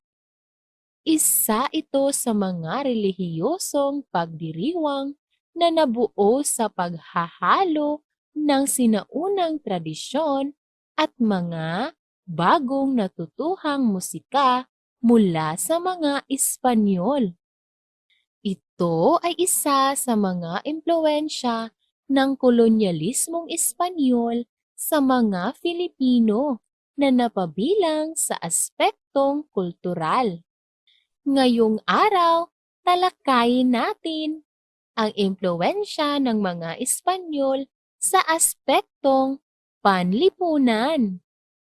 Mga bata, pakibuksan ang inyong self-learning materials, page 56. Inyong makikita ang isang talahanayan. Sa unang hanay, inyong mababasa ang unang impluwensya ng mga Espanyol sa aspektong panlipunan. Sa pangalawang hanay, inyong mababasa ang impormasyon tungkol sa impluwensya ng mga Espanyol. Ang unang impluwensya ng mga Espanyol sa aspektong panlipunan ay ang pagkakaantas-antas ng mga Filipino sa lipunan. Ang mga Filipino sa panahon ng mga Espanyol ay nauuri sa tatlong antas. Ang unang antas ay ang prinsipalya. Binubuo ang antas ng prinsipalya ng mga inapi ng mga datu. Maharlika, mayayamang hasyendero o may-ari ng lupa, at mga pinuno at dating pinuno ng pamahalaang lokal. Ang pangkat na ito ay pinagkalooban ng mga karapatang panlipunan at pampolitika, kagaya ng karapatang bumoto at malibre sa polo y serbisyo. Ang pangalawang antas ay ang inkilino. Ang pangkat na ito ay kinabibilangan ng mga tagapangasiwa ng lupa ng mga Panginoong may-ari ng lupa. Ang pangatlong antas ay ang karaniwang tao. Ang antas na ito ay binubuo ng mga manggagawa at magbubukid. Ang mga karaniwang tao ay hindi maaaring mahalal sa katungkulan sa pamahalaan. Ngayon mga bata, pag-aralan natin kung paano talakayin ang impluwensya ng mga Espanyol sa aspektong panlipunan. Mga bata, sa pagtatalakay sa impluwensya ng mga Espanyol sa kultura ng Pilipino sa aspektong panlipunan, may sinusundan itong gabay. Ang unang isusulat ay ang sugnay na isa sa mga impluwensya ng mga Espanyol sa aspektong panlipunan ay ang kasunod nito ang sugnay na ang impluwensya ng mga Espanyol sa aspektong panlipunan at susundan ng impormasyon tungkol sa impluwensya ng mga Espanyol. Balikan natin ang unang impluwensya ng mga Espanyol. Ang unang isusulat ay ang sugnay na isa sa mga impluwensya ng mga Espanyol sa aspektong panlipunan ay ang kasunod nito ang impluwensya ng mga Espanyol sa aspektong panlipunan. Mga bata, sa unang hanay sa talahanayan, inyong mababasa ang impluwensya ng mga Espanyol sa aspektong panlipunan. Ito ay ang pagkakaantas-antas ng mga Filipino sa lipunan. Susundan ito ng impormasyon tungkol sa impluwensya ng mga Espanyol. Mga bata, sa ikalawang hanay sa talahanayan, inyong mababasa ang impormasyon tungkol sa impluwensya ng mga Espanyol. Ang mga Filipino sa panahon ng mga Espanyol ay nauuri sa tatlong antas. Ang unang antas ay ang prinsipalya. Binubuo ang antas ng prinsipalya ng mga inapi ng mga datu, maharlika, mayayamang hasyendero o may-ari ng lupa at mga pinuno at dating pinuno ng pamahalaang lokal. Ang pangkat na ito ay pinagkalooban ng mga karapatang panlipunan at pampolitika, kagaya ng karapatang bumoto at malibre sa polo e serbisyo. Ang pangalawang antas ay ang inkilino. Ang pangkat na ito ay kinabibilangan ng mga tagapangasiwa ng lupa ng mga Panginoong may-ari ng lupa. Ang pangatlong antas ay ang karaniwang tao. Ang antas na ito ay binubuo ng mga manggagawa at magbubukid. Ang mga karaniwang tao ay hindi maaaring mahalal sa katungkulan sa pamahalaan. Kaya sa inyong self-learning materials, page 57, inyong mababasa sa loob ng kahon ang halimbawa ng pagtatalakay sa impluwensya ng mga Espanyol sa kultura ng Filipino. Isa sa mga impluwensya ng mga Espanyol sa aspektong kultural ay ang pagkakaantas-antas ng mga Filipino sa lipunan. Ang mga Filipino sa panahon ng mga Espanyol ay nauuri sa tatlong antas. Ang unang antas ay ang Prinsipalya. Binubuo ang antas ng Prinsipalya ng mga inapi ng mga datu, maharlika, mayayamang hasyendero o may-ari ng lupa at mga pinuno at dating pinuno ng pamahalaang lokal. Ang pangkat na ito ay pinagkalooban ng mga karapatang panlipunan at pampolitika, kagaya ng karapatang bumoto at malibre sa pulo y serbisyo. Ang pangalawang antas ay ang inkilino. Ang pangkat na ito ay kinabibilangan ng mga tagapangasiwa ng lupa ng mga Panginoong may-ari ng lupa. Ang pangatlong antas ay ang karaniwang tao. Ang antas na ito ay binubuo ng mga manggagawa at magbubukid. Ang mga karaniwang tao ay hindi maaaring mahalal sa katungkulan sa pamahalaan. Nakuha niyo ba, mga bata? Magaling! Ngayon, basahin ang iba pang halimbawa na inyong makikita sa inyong RBI Learning Materials. Ngayon, para sa inyong gawain, pakibuksan ang inyong self-learning materials, pages 59 at 60. Kailangan ninyong talakayin ang impluwensya ng mga Espanyol sa kultura ng mga Filipino.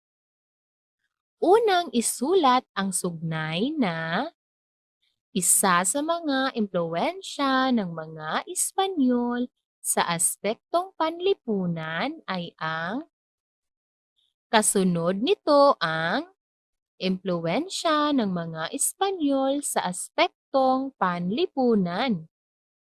Susundan ng impormasyon tungkol sa impluwensya ng mga Espanyol.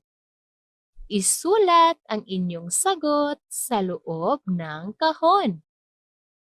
Ngayon, mga bata, oras na para gawin ninyo ang inyong gawain.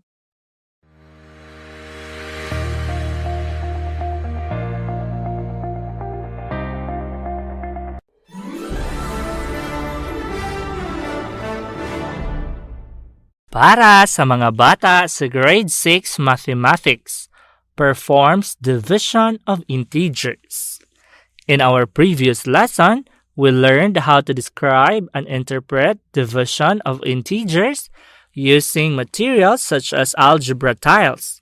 Today, let us learn how to perform division of integers. Now, for example 2, kindly open your RBI learning materials on page 6. After learning the underlying concept of dividing integers through illustration, let us learn how to divide integers. Let's have sample 1. Ato ang i-divide ang positive 25 ug ang positive 5. Kung mag-divide ta og duha ka integers nga puro positive, ang answer or ang quotient is always a positive integer. Therefore, kung ato ang i-divide ang positive 25 ug ang positive 5, ang answer is positive 5. Nakuha niyo ba, mga bata? Magaling! Now, let's have sample 2. Ato ang i-divide ang negative 24 ug ang negative 6. Kung mag-divide ta og duha ka integers nga puro negative, ang answer is always a positive integer. Therefore, kung ato ang i-divide ang negative 24 ug ang negative 6, ang answer is positive 4. Nakuha niyo ba, mga bata? Magaling! Now, Let's have sample 3. Atuang i-divide ang positive 30 ug ang negative 15. Kung mag-divide ta og duha ka integers in which ang usa kay positive ug ang usa kay negative, ang answer or ang quotient is always a negative integer.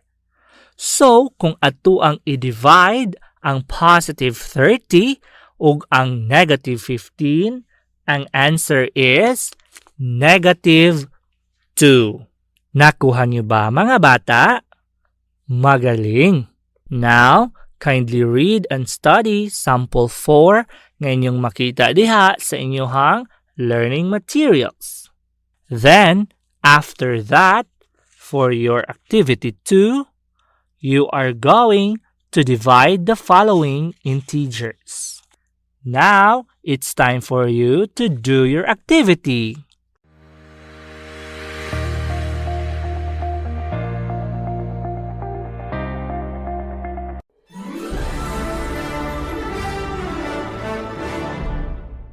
Para sa mga bata sa Grade 6 ESP, nakapagpapakita ng tapat na pagsunod sa mga batas pambansa at pandaigdigan tungkol sa pangangalaga sa kapaligiran. Mga bata, sa araw na ito, ating alamin kung paano nakapagpapakita ng tapat na pagsunod sa mga batas pambansa at pandaigdigan tungkol sa pangangalaga sa kapaligiran. Mga bata, ang gawain ninyo pagkatapos ng leksyong ito ay isang performance activity. Ngayon mga bata, pakibuksan ang inyong self-learning materials sa page 11. Sa loob ng unang kahon, inyong mababasa ang impormasyon tungkol sa pamahalaan at mga batas pambansa at pandaigdigan tungkol sa pangangalaga sa kapaligiran. Ang pamahalaan ay nagpapatupad ng mga batas upang mapangalagaan ang ating kapaligiran. Nararapat lamang na maging tapat tayo sa pagsunod upang patuloy na mapangalagaan at maingatan ang ating kapaligiran. Mga batas pambansa at pandaigdigan tungkol sa pangangalaga sa kapaligiran. Una, Batas Pambansa 7638 o Department of Energy Act of 1992. Layunin nitong isaayos, subaybayan at isakatuparan ang mga plano at programa ng pamahalaan sa eksplorasyon, pagpapaunlad at konserbasyon ng enerhiya. Pangalawa, Republic Act 8749 o Philippine Clean Air Act 1999. Ito ay naglalayong panatilihing malinis at ligtas ang hanging nilalanghap ng mga mamamayan. Layunin din ito ang ipagbawal ang mga gawaing nagpapadumi sa hangin. Pangatlo, Republic Act 9275 o Philippine Clean Water Act of 2004. Ang batas na ito ay bilang pagkilala sa kalinisan ng tubig para sa mamamayan. Pang-apat, Republic Act 7586 o National Integrated Protected Areas System Act of 1992. Ang batas na ito ay naglalayong protektahan ang mga lugar na kinikilalang luklukan ng mga uri ng hayop at halaman na may kaunting bilang na lamang at nanganganib ng maubos. Isinaksakotuparan din ito bilang pagkilala sa pangangailangang mapanatili ang balanse ng ekolohiya at kalikasan. Panglima, Republic Act 9147 o Wildlife Resources Conservation and Protection Act. Naglalayong protektahan ang mga lugar na kinikilalang luklukan ng mga hayop at halaman na nanganganib ng maubos. Pang-anim, Republic Act 9003 o Ecological Solid Waste Management Act of 2000. Pagbubuklod-buklod ng mga basura ayon sa uri nito, nabubulok, di nabubulok at nire-reseklo.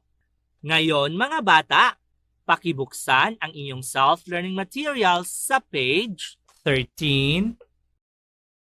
Inyong mababasa ang halimbawa ng isang sitwasyon kung paano maipapakita ang pagsunod sa mga batas pambansa. Una, nakita ni Ana na nakabukas ang ilaw kahit umaga na.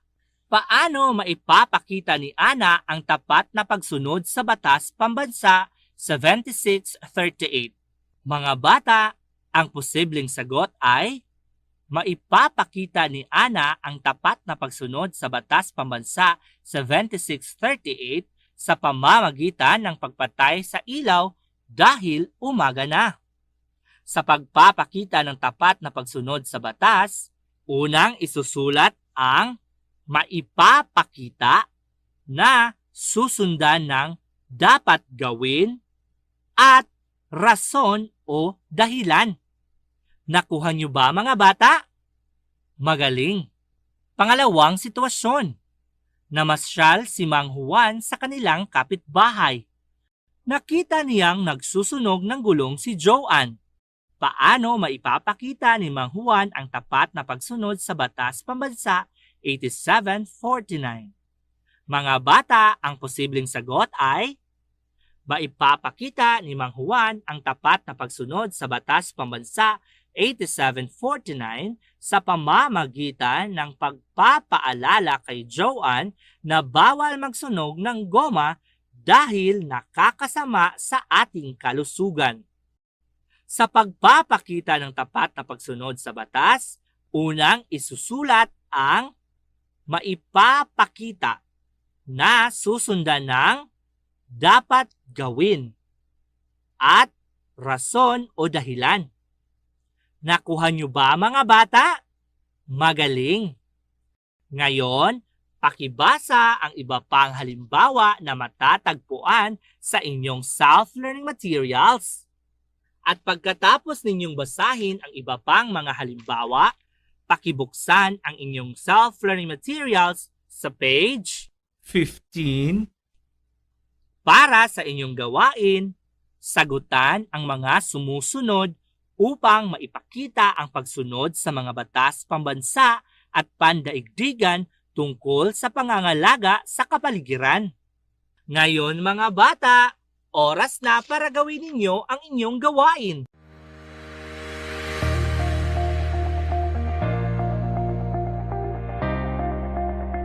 Sa ngalan na lang sa kinatibuk ang puwersa sa Tangub City Division sa pagpanguna sa atong Schools Division Superintendent Dr. Agostines Esepi, ingon man sa pag-abag sa atong Assistant Schools Division Superintendent Dr. Lorena P. Serrano, ingon man sa pag-ayuda ug pagsuporta gayud sa atong lokal nga pangagamhanan, pinaagi sa atong halangdong mayor Dr. Jennifer Witan, kining inyong mga magtutudlo sa kahanginan moingon kaninyo, daghan kayong salamat sa inyong pagpakiguban kanamo sulod sa duha ka takna nga tulumanon. Hangtod ugma, bye-bye everyone, God bless us all.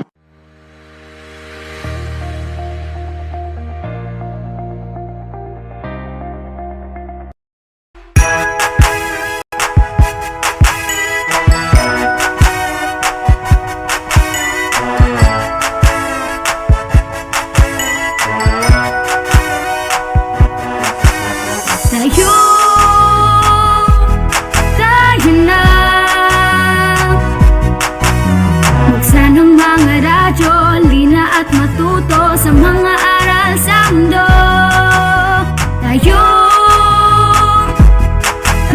na. Tumutok na sa TV, mag-aral ng maigi to get the lessons easily. It's tangkop, tangkop, tangkop time. We learn all things, it's very fine, masaya. Tutok na. It's tangkop, tangkop, tangkop time. We learn all things, it's very fine, masaya. Tutok na.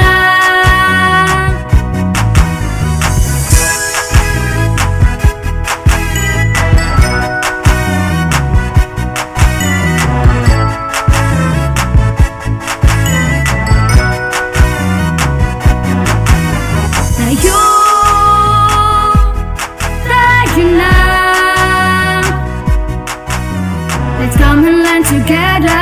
supporting one another with love. We care, we share. It's tangkop time. We learn all things, it's very fine. Masaya, tutok na. It's tangkop time. We learn all things, it's very fine. Masaya, tutok na. It's tangkop time. We learn all things, it's very fine. Masaya, tutok na. It's tangkop time. We learn all things, it's very fine. Masaya, tutok na. It's tangkop time. We learn all things, it's very fine. Masaya, tutok na. Tangkop time.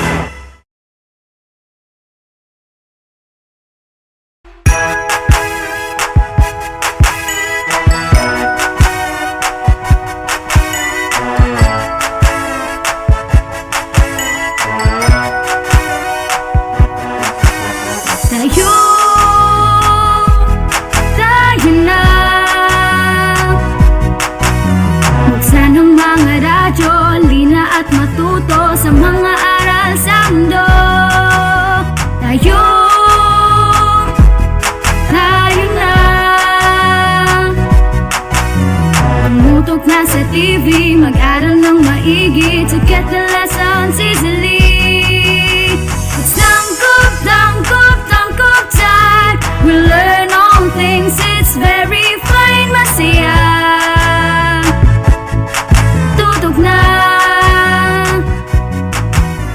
It's tangkop time. We learn all things, it's very fine. Masaya,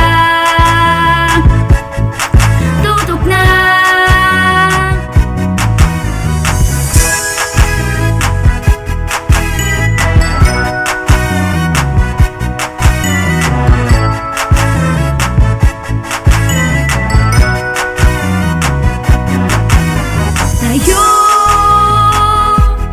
Tayo na.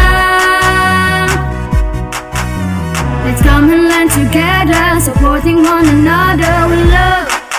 We care, we share. It's tangkop time. We learn all things, it's very fine. Masaya, tutok na. It's tangkop time. We learn all things, it's very fine. Masaya, tutok na. It's tangkop time. We learn all things, it's very fine. Masaya, tutok na. It's tangkop time. We learn all things, it's very fine. Masaya, tutok na. It's tangkop time. We learn all things, it's very fine. Masaya, tutok na. Tangkop time.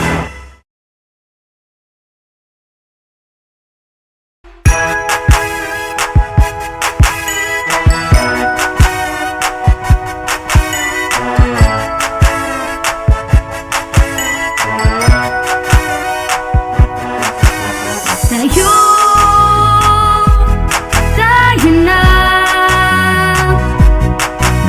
Buksan ang mga radyo, lina at matuto sa mga aral sa mundo. Tayo na. Tumutok na sa TV, mag-aral ng maigi to get the lessons easily.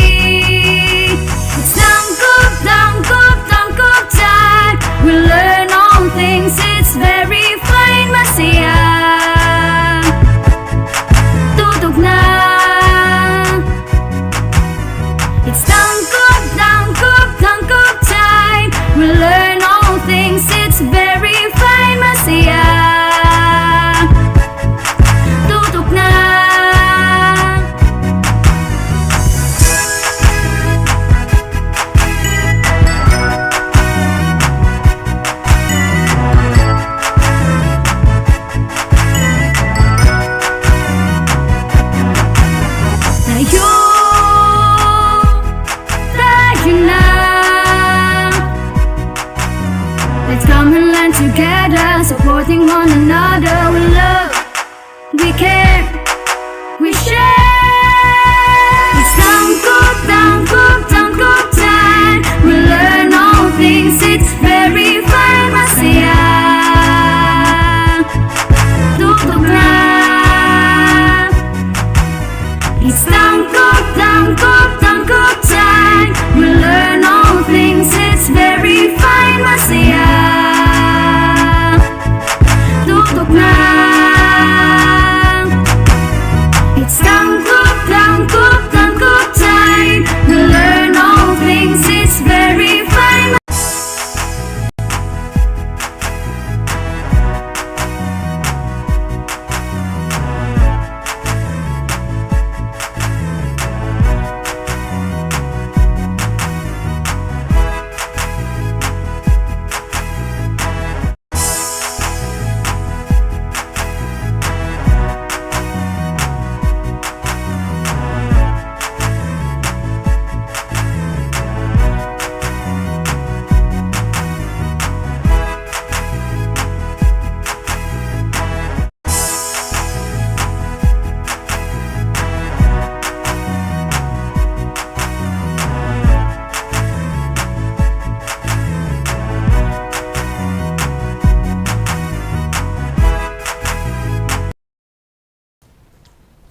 Maayong buntag, Tango City. Today is March 10, 2022. Mao ang ikaupat nga adlaw sa week 23 alang sa pagkat-on sa atong mga kabataan. Yes, ma'am. Ako si Teacher Janet gikan sa Santa Maria Central School. Ako usab si Teacher Annalyn gikan sa Maloro Integrated School. Ug ako usab si Teacher Reynan gikan sa Bukator Elementary School. Ug kami ang inyong teacher facilitators ning adlaw nga Huwebes. Okay, live gihapon kita karon no sa ato ang FB page sa Astral Academy ug sa atong DepEd tayo tanggub. Okay, so mayong buntag na. Mayong buntag. Okay, so let's proceed na sa to ang topics for today, ma'am na. So alang sa to ang grade 1 learners, ano na kanay subject nga math og topic nga visualizes, represents and subtracts 1 to 2 digit numbers with minuends up to 99. Okay, ug sa grade 2 aduna usab kitay English nga events from a story ug sa Filipino mga tauhan sa napakinggang teksto. Okay, so ato sang hisgutan sa ato ang grade 3 ang subject nga health nga naay about sa skills of a wise consumer. Okay, alang sa grade 4, ESP, pagpapahalaga ng nasuring kultura ng iba't ibang pangkat. O sa grade 5, mathematics, solving routine problems involving rate. O sa araling panlipunan, impluwensya ng mga Espanyol sa kultura ng mga Pilipino. Yes, ato sang hisgutan sa atong grade 6 sa mathematics about division of integers ug sa edukasyon sa pagpapakatao ang pagpapakita ng pagsunod sa mga batas sa pangangalaga sa kapaligiran. Okay, so ma'am, hindi na tayo magdugay. Let's proceed sa lessons for today. So sa grade 1 math, visualizes, represents, and subtract 1 to 2 digit numbers with minuends up to 99 without regrouping. So, ang pagkuha sa usa ngadto duha kay digit sa numero nga adunay minuends hangtod 99 nga wala og dunay panagpundok. So, aduna kitay mga laka nga atong pagasundon sa pagkuha. Yes, ang unang nga lakang mao ang mag-unata og kuha sa tinagsa or ones place column.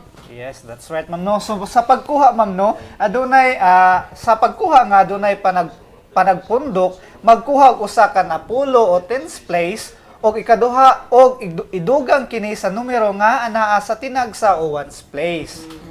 Okay. So, sa second step naman, isunod dayon sa pagkuha ang numero nga anaa sa tinagpulo o tens place column. Yes. Okay, so kung nakuhaan og usa ka na pulo ang numero nga nasa tens place, i-minus kini sa dili pa buhaton ang pagkuha. Okay, that's right, ma'am. No? So karon ma'am no natay problem. So karon ato kaning solbon gamit ang katong mga steps. So akong basahon. So kung ang 26 kuhaan og 12, pila man ang mabilin. So karon ato ipakita ma'am no ang pagkuha pinaagi sa paggamit sa pundok o hugpong sa mga butang. So nakita nato no sa tinagsa o ones place adunay unom ka baso, tasa. Tasa. Okay. Then sa pikas naman ay tinagpulo o tens place adunay duha ka pundok sa tinagpulo. So, duha ka pundok sa tinagpulo 20 plus unom ka tinagsa.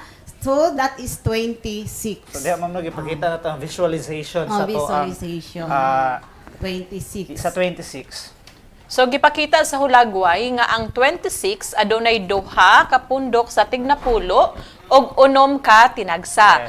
Karon ato kining kuhaon og 12 or 12. Karon atong gamiton ang unang lakang sa pagkuha nga mao ang pagkuha og una sa tinagsa o ones place nga column. Yes, that's right, ma'am. No? So maguna kita sa tinagsa. Diha ma'am no ilang makita nga adunay unom katasa. Yes. So naa ka na sa tinagsa o sa ones place.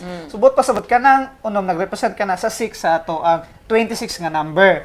Og diha po dilang makita ang duha katasa nga naay ekis. Subot pasabot na nagrepresent ka na sa 2 sa 12. Subot pasabot ang kanang ekis muna ato ikuha. Subot pasabot ang 6 minus 2 ang nahibilin kay 4. Maklaro ato sa Rina, no? Kay duha ka buok ikisan. So naay upat ka tasa nga wala kay ikisan, meaning mao to siya nahibilin. Yes.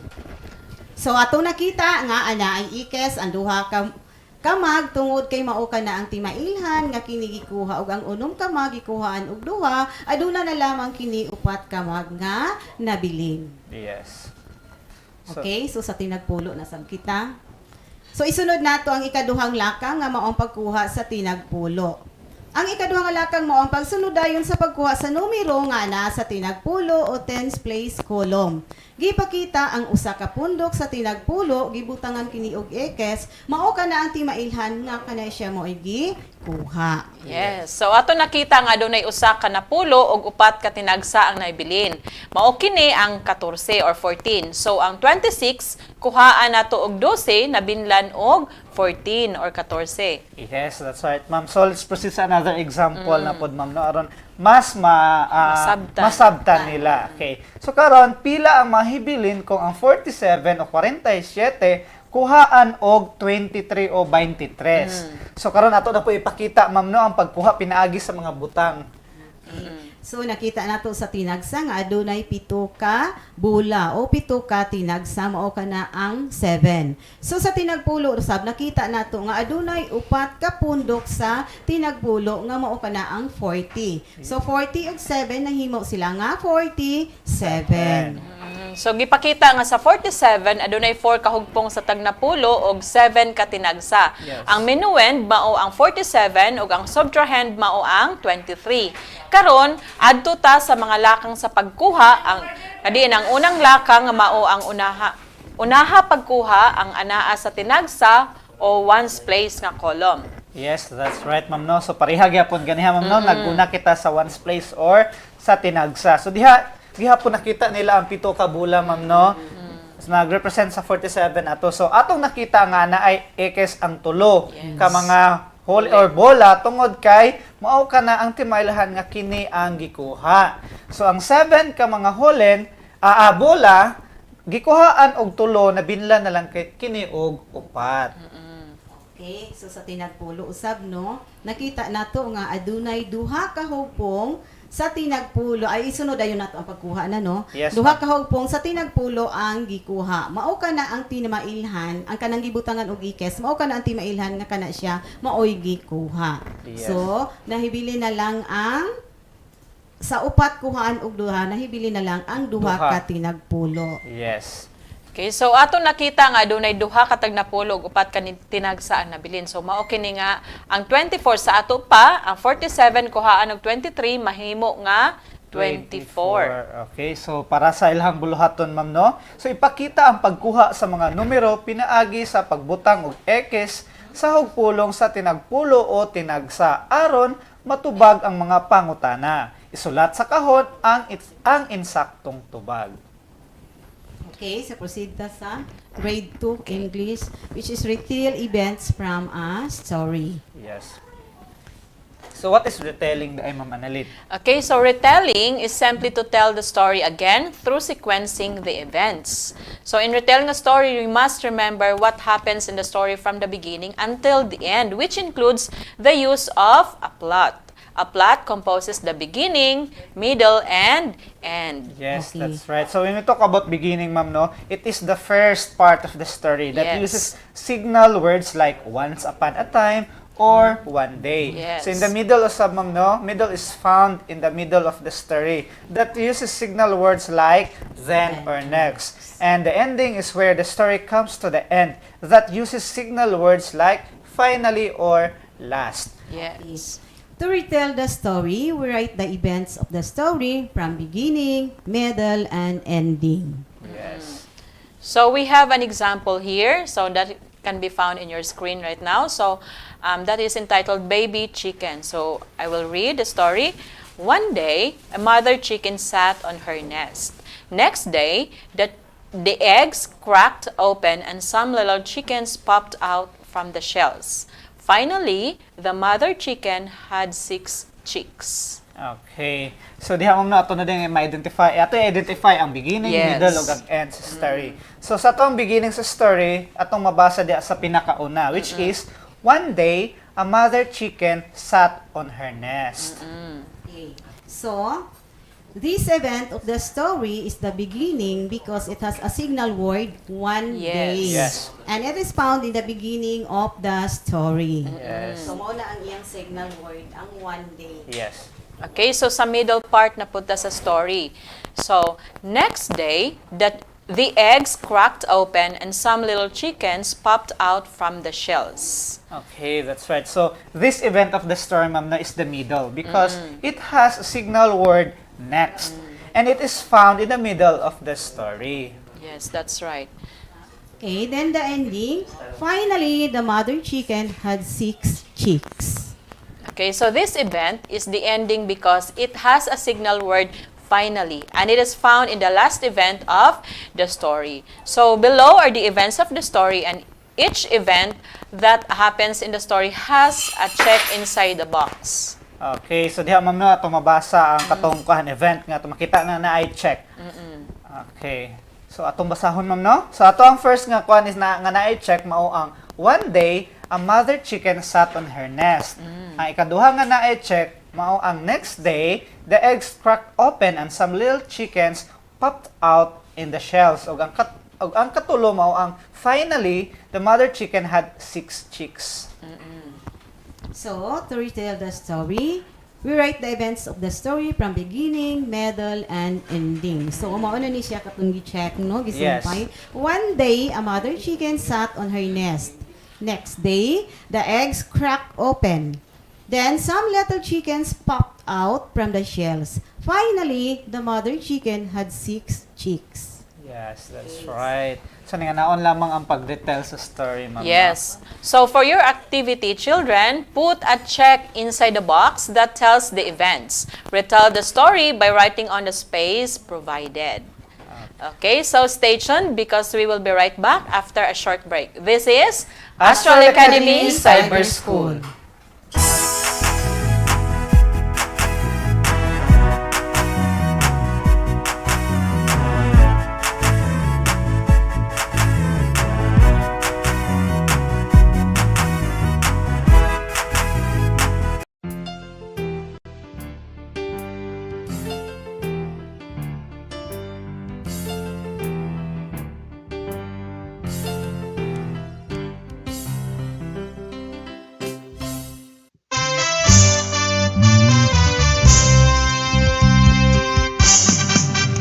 Dali na mag-science na kita, mag-observe o mag-discover ta, living things o non-living things, mga stars o mga planeta. Dali na mag-science na kita, mag-observe o mag-discover ta, living things o non-living things, mga stars o mga planeta, mga stars o mga planeta, mga stars o mga planeta.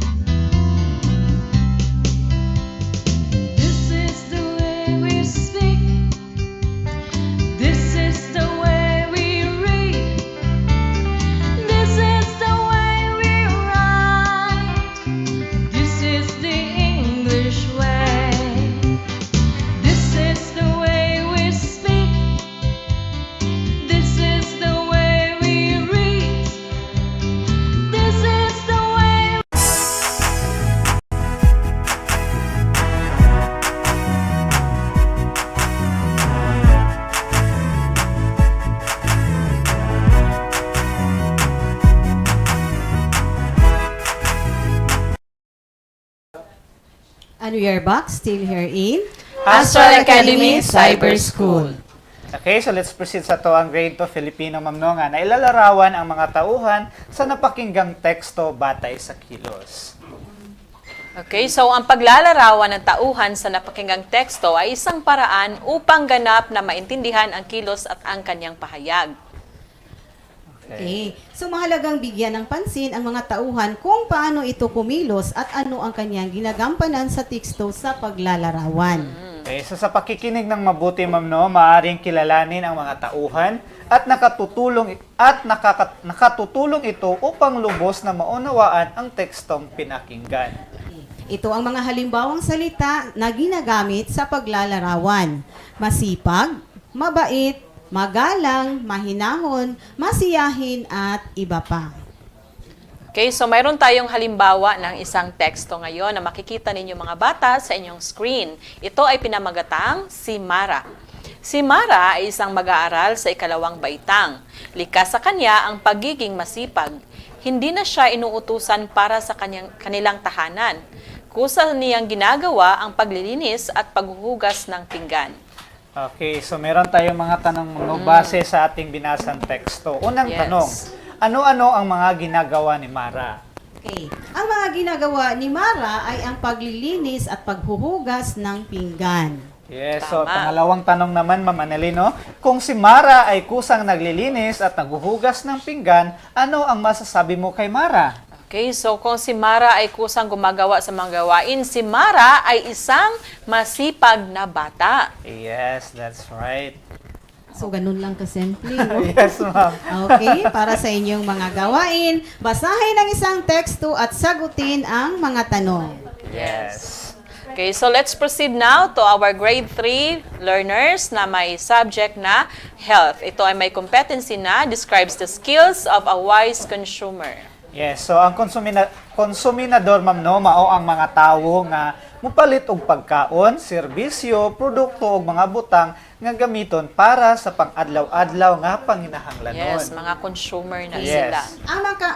Ang mga kahanas sa usa ka maalamon nga konsumidor o consumer mao ang mga musunod.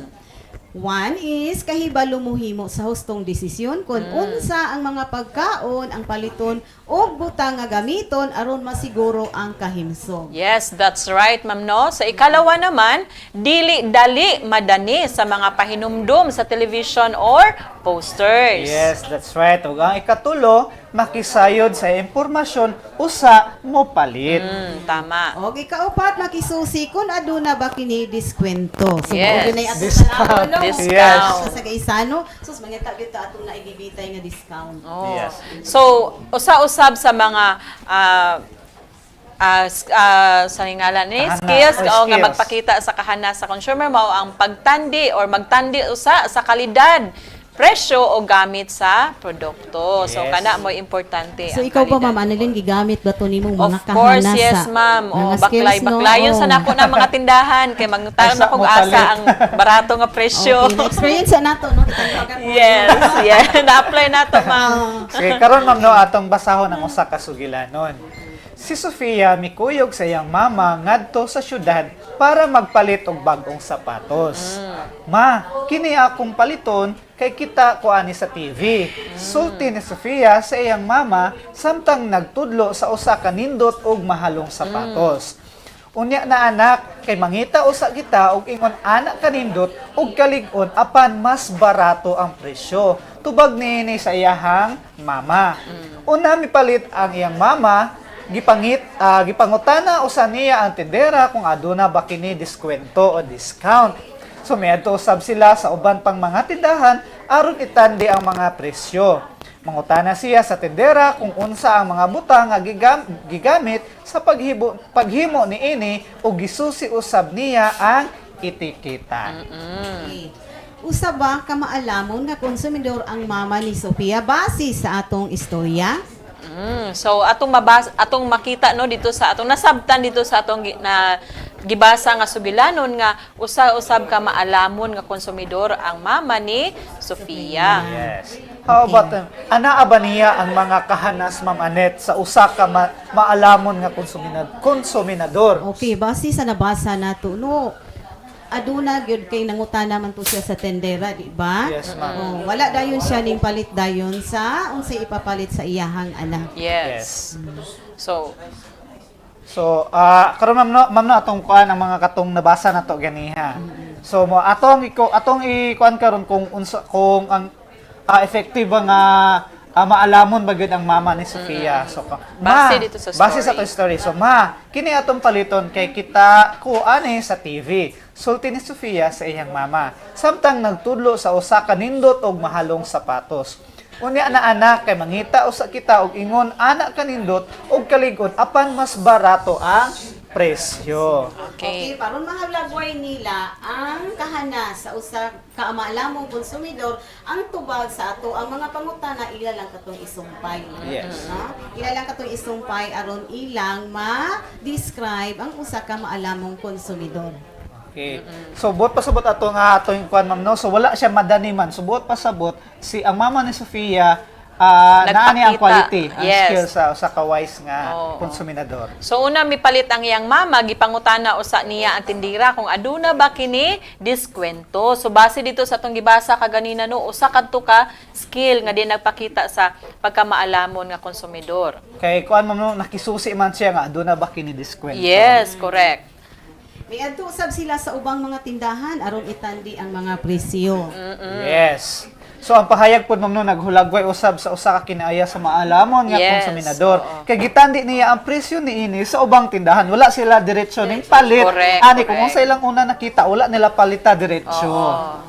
So, nangutana siya sa tendera kung unsa ang mga butang nga gigamit sa paghimo niini. Ing anak jud ta no? Yes. Nangutana jud ta unsa man ni pani, unsa man ni. Unsay material ani. Yes. So kana nga pahayag naghulagway na siya sa kana sa usa ka maalamon nga konsumidor. Tungod kay gisusin niya pag-ayo ang kalidad sa iyang paliton. Yes. O ang katapos sa gisusi usab niya ang etiketa ani niya ma'am no. Correct. So ang tubag sa mga pangutana ato kini isumpay. So katong mga tubag ato isumpay aron ang pahayag naghulagway sa kahana sa usa ka maalamon nga konsumidor. Tungod kay nakisayod siya sa impormasyon usa siya mopalit. Okay, so mga bata, para sa inyong buluhaton, ihulagway ang kahana sa usa ka maalamon nga konsumidor sa matag numero. Yes. Okay. So, stay tuned learners because we will be right back after a short break. This is Astral Academy Cyber School. Okay, sorry.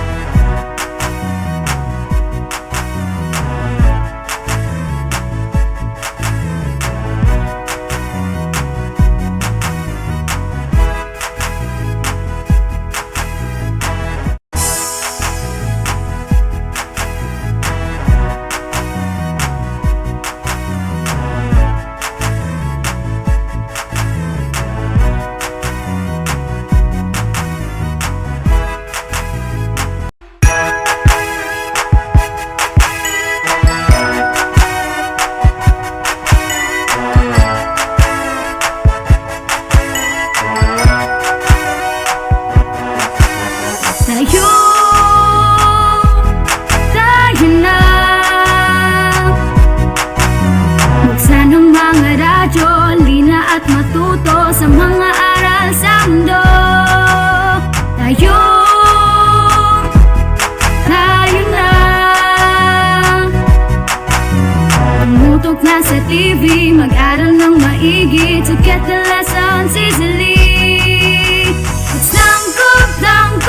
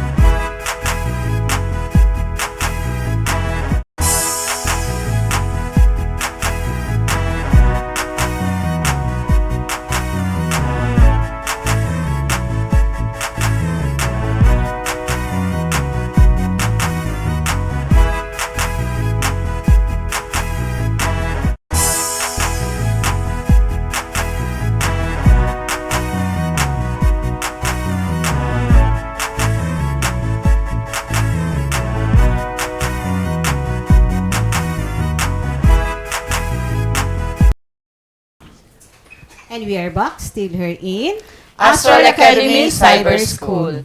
Okay, mga bata, makita niyo din karon sa inyong screen ang atong ikaduha nga attendance marker para sa mga elementary learners. Isulat ninyo ang inyong code karong adlaw aron present kita sa ato ang FB Live. Okay, so let's proceed sa atong grade 4 learners, ma'am, no? Adunay subject nga edukasyon sa pagpapakatao. Adunay kini competency nga nakapagpapakita ng kawilihan sa pakikinig o pagbabasa ng mga pamanang kulturang material, halimbawa, kwentong bayan, alamat, mga epiko, at di material, halimbawa, mga magagandang kaugalian, pagpapahalaga sa nakakatanda at iba pa.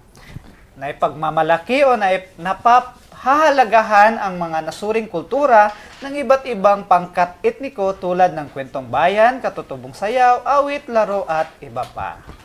Okay. Okay. So, ang kultura ay ang tawag sa paraan ng pamumuhay ng isang pangkat. Yes, that's right, ma'am.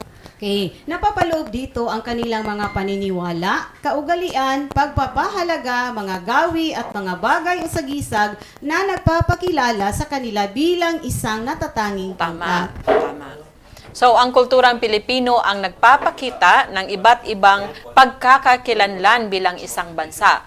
Bilang isang Pilipino, tungkulin nating alamin, alagaan, pagyamanin at ipagpatuloy ang kulturang ito. Yes. So, ang Pilipinas, ma'am, no, ay tahanan ng napakaraming mga pangkat etniko.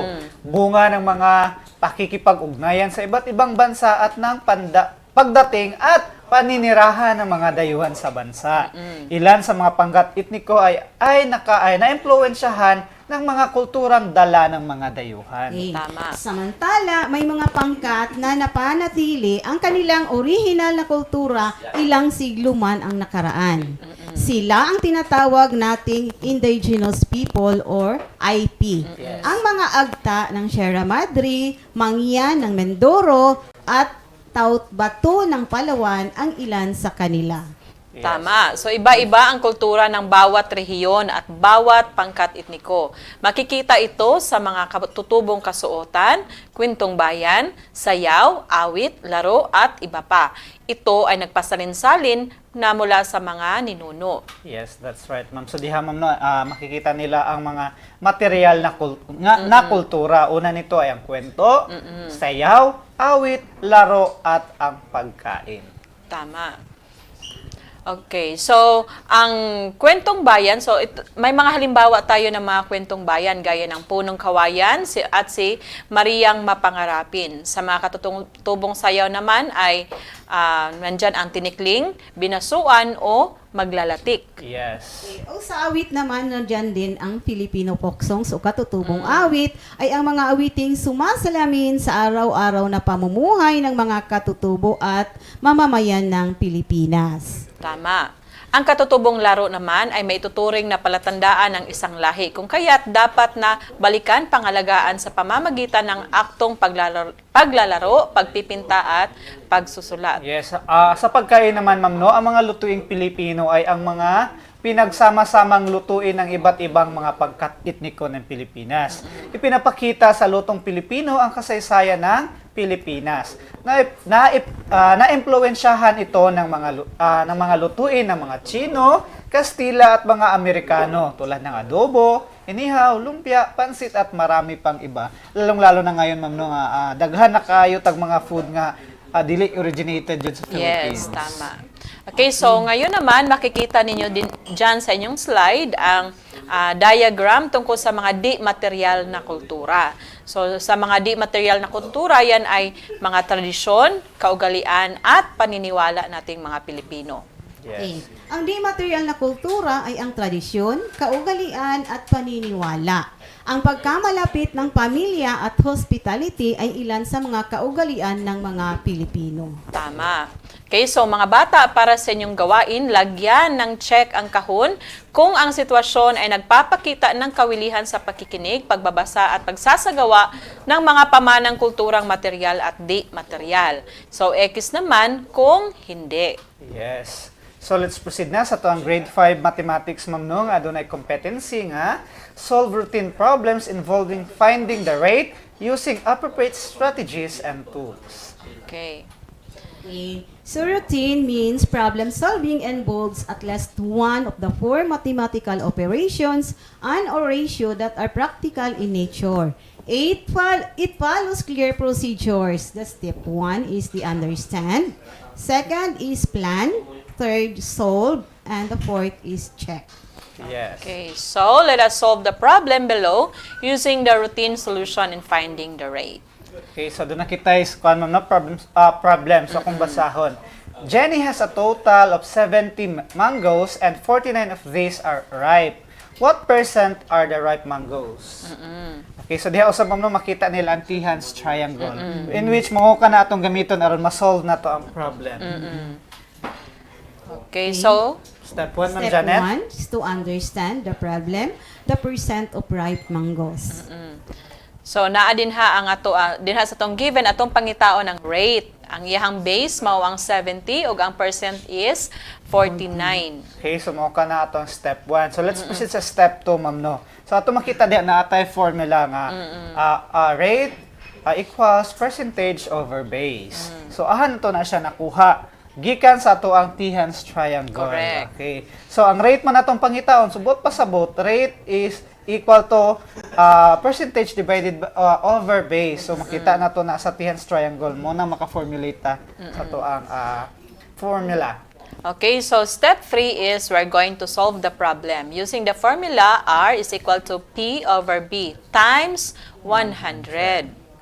Okay, so next is we will simply distribute ma'am na the given. Yes. So what pasabot R is equal to 49 over 70 times 100. Ato na Correct. gipang distribute atong given. Step 3 ma'am Okay, Janet. step 3, so rate equals 49 over 70 times 100. So 49 over 70 is equal, divided by 70 is 0.7 times 100.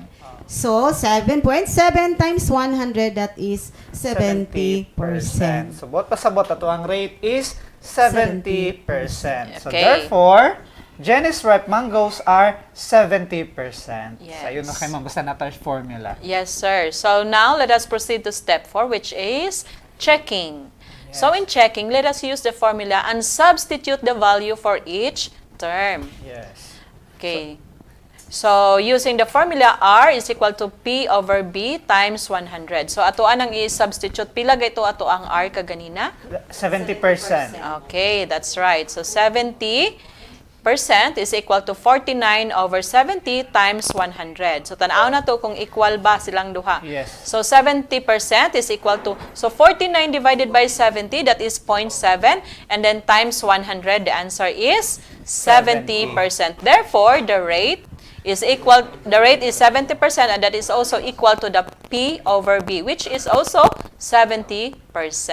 So our answer checks out. Therefore, our rate is 70%. Yes. Now, so for your activity learners, solve the problem below using the routine solution in finding the rate. So you must simply follow the T-Hans triangle. Correct. And follow the steps. Yes. Okay, so stay tuned learners because we will be right back after a short break. This is Astral Academy Cyber School.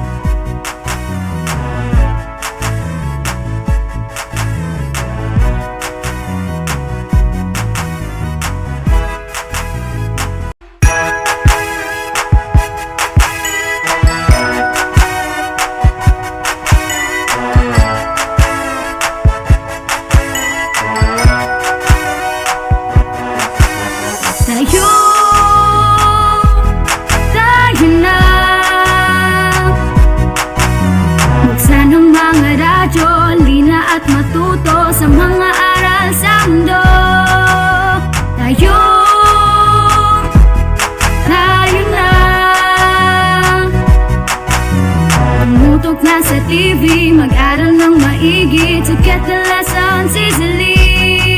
It's tangkop time. We learn all things, it's very fine, masaya. Tutok na.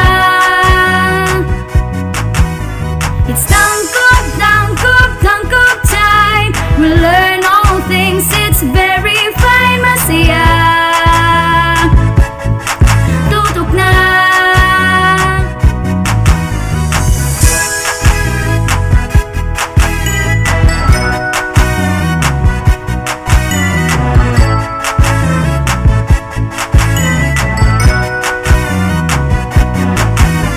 Tayo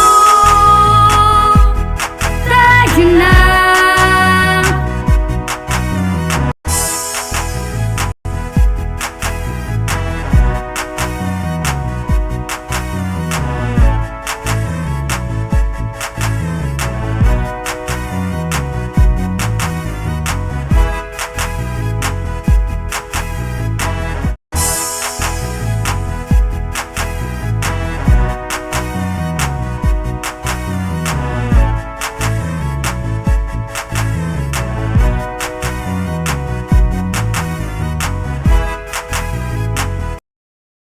Janet.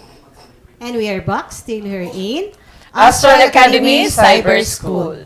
Okay, so let's proceed sa tong grade 6 learners, ma'am, no? Sa tong subject na math. Adunay kini competency nga performs division on integers. Okay, so when dividing integers, the quotient of a positive integer and a negative integer is a negative integer, while the quotient of two positive integers or two negative integers is a positive integer. Okay, that's right, ma'am. So, always remember, ma'am, no, nga ang positive, i-divide sa positive, the answer is always Yes. positive. If kung negative, i-divide sa negative, the answer is also positive. Pero if kung negative divided by positive, the answer is negative, as well as positive divided by negative, the answer is negative. Correct. So, in short, same sign, Positive. Okay. Different sign, negative. Correct. Yes, that's right. Okay. So, positive 9 divided by positive 3 equals positive 3. So, So, there, ma'am, no? the positive 9 is our dividend. Yes. And the positive 3, dividend ang duha. Then, the positive 3 Divisor is ang isa. divisor ang Yes, usa. divisor ng isa Then, ang- the answer is the quotient. Okay. So, nasayop So, gamay nasa'yo. it, ha? So, dividend ang una, divisor Yes. sa duha. Okay. Then, the quotient. Then the quotient.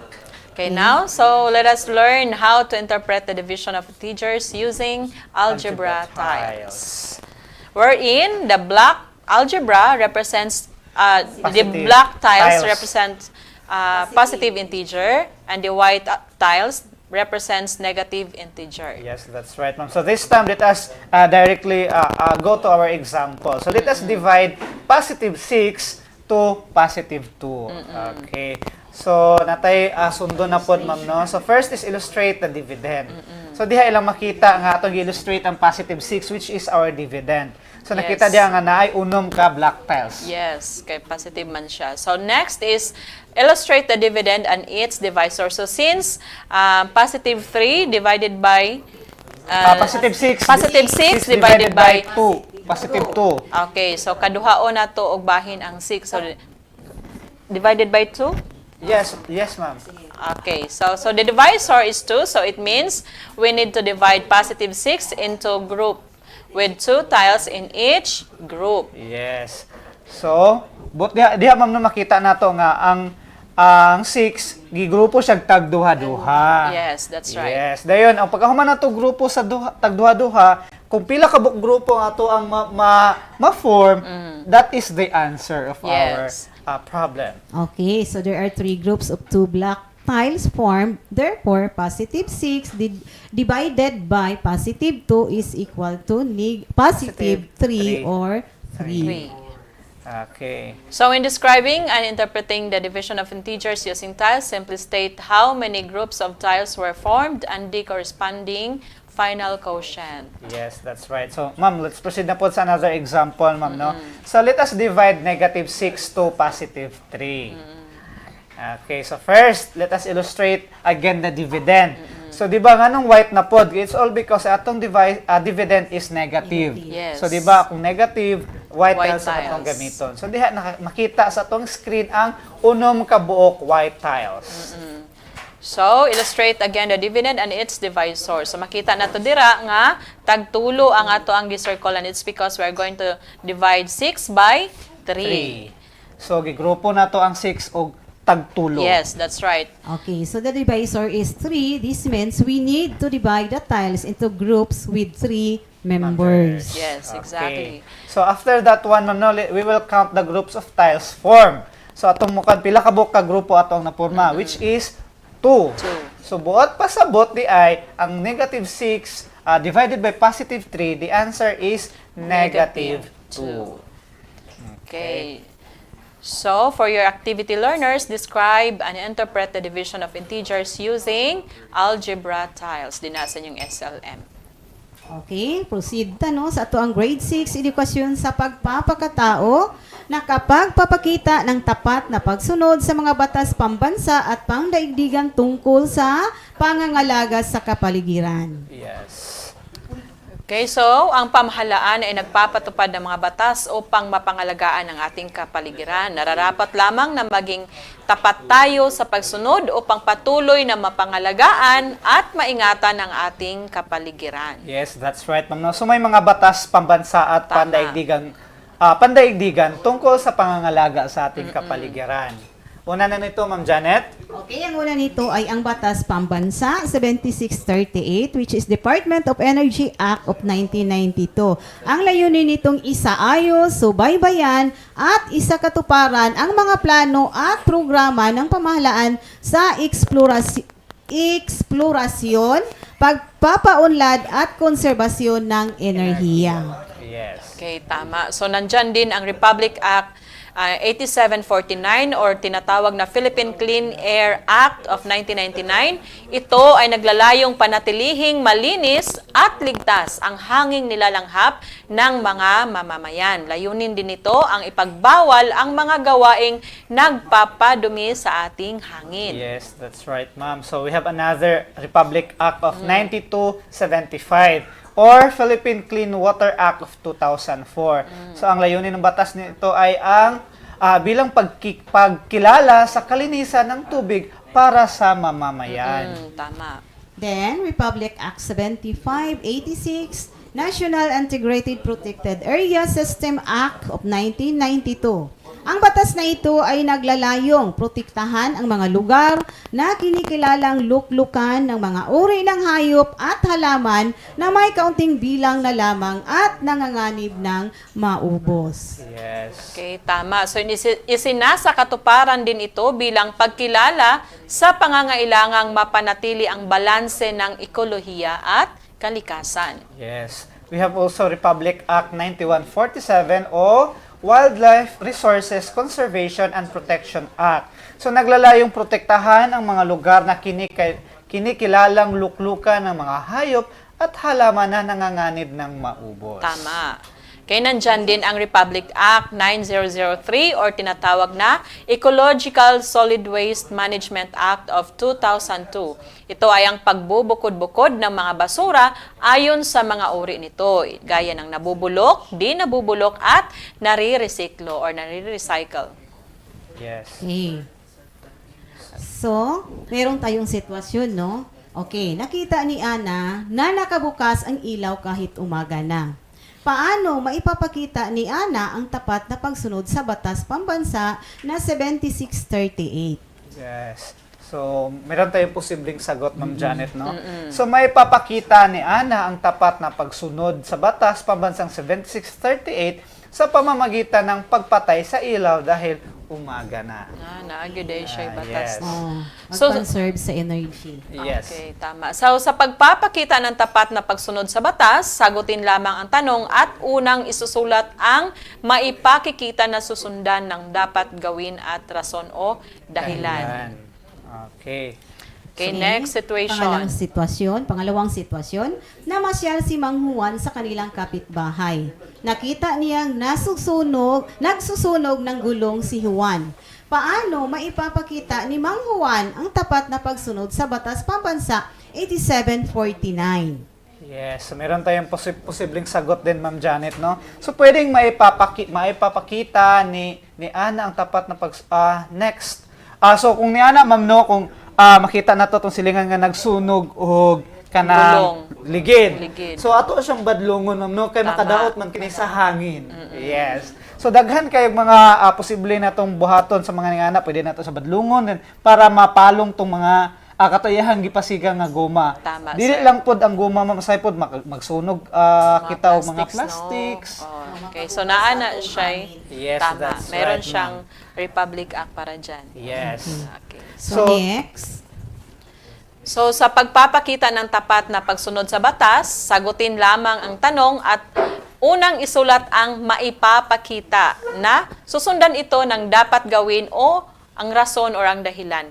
Yes, that's right, Ma'am. So sa inyong gawain, mga bata, no, sagutan ang mga sumusunod upang maipakita ang pagsunod-sunod sa mga batas pambansa at pandaigdigang tungkol sa pangangalaga sa kapaligiran. So daghan magina makita magina sa itong mga bata, Ma'am, na Yes. unsay mga maayong buhaton nga mga dili angay nila dapat buhaton kay aron maprotektahan ang ato ang kapaligiran. Okay, tama. So, mao kadto, Ma'am, no, ato ang lesson for today. Ug karon, learners, inyo usab inyong atngan ang programa alang sa senior high school karong alas 11. Okay, tama. So, karon mga bata nato sa elementary, tan-awan ninyo ang ato ang ibabaw sa ato ang screen. Aduna na usab kitay attendance marker. Ikatulong attendance marker, isulat ka na sa inyong SLM para live kita present kita sa atong live karon. Okay, so atong pasalamatan ang nagpaluyo niini atong programa, ang atong schools division superintendent Dr. Agustines Isepi, ang atong executive producer, ug ang atong technical team, learners, teachers, ug sa tanang mga viewers hangtod sa sunod higayon ug sa samang oras. Ako si Teacher Janet. Ako sab si Teacher Annalyn. Ug ako si Teacher Reynan. Ug kami moingon, ang batang kugihan mo tuon, adunay maayong kaugmaon. Bye-bye!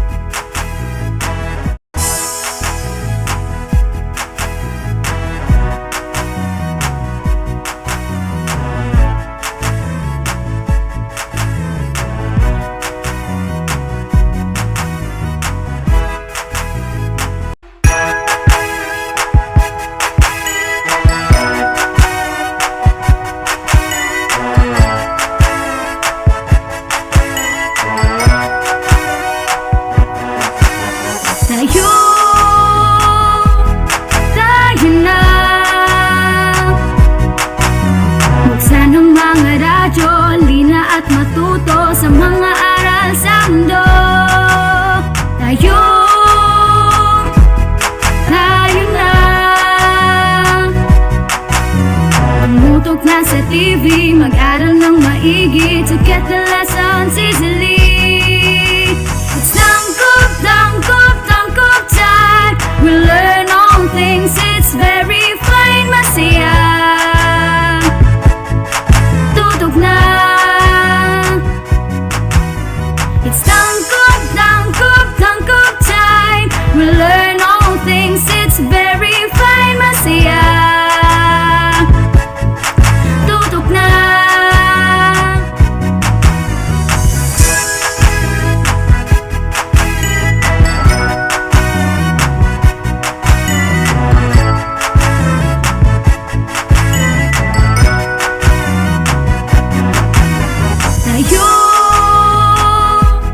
Tayo na.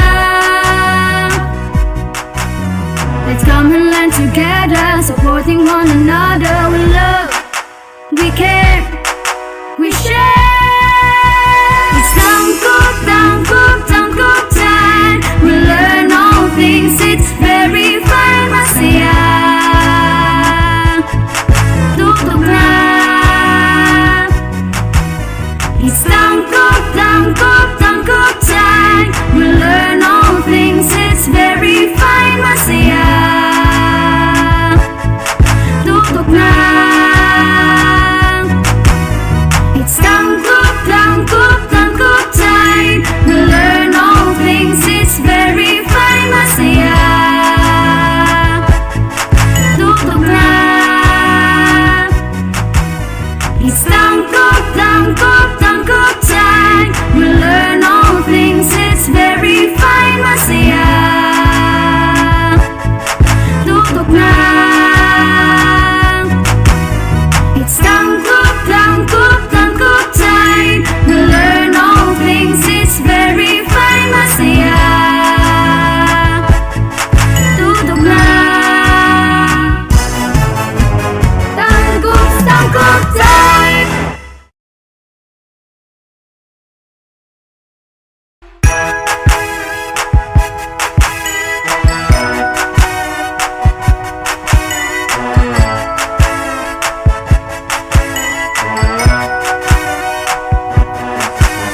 Tayo.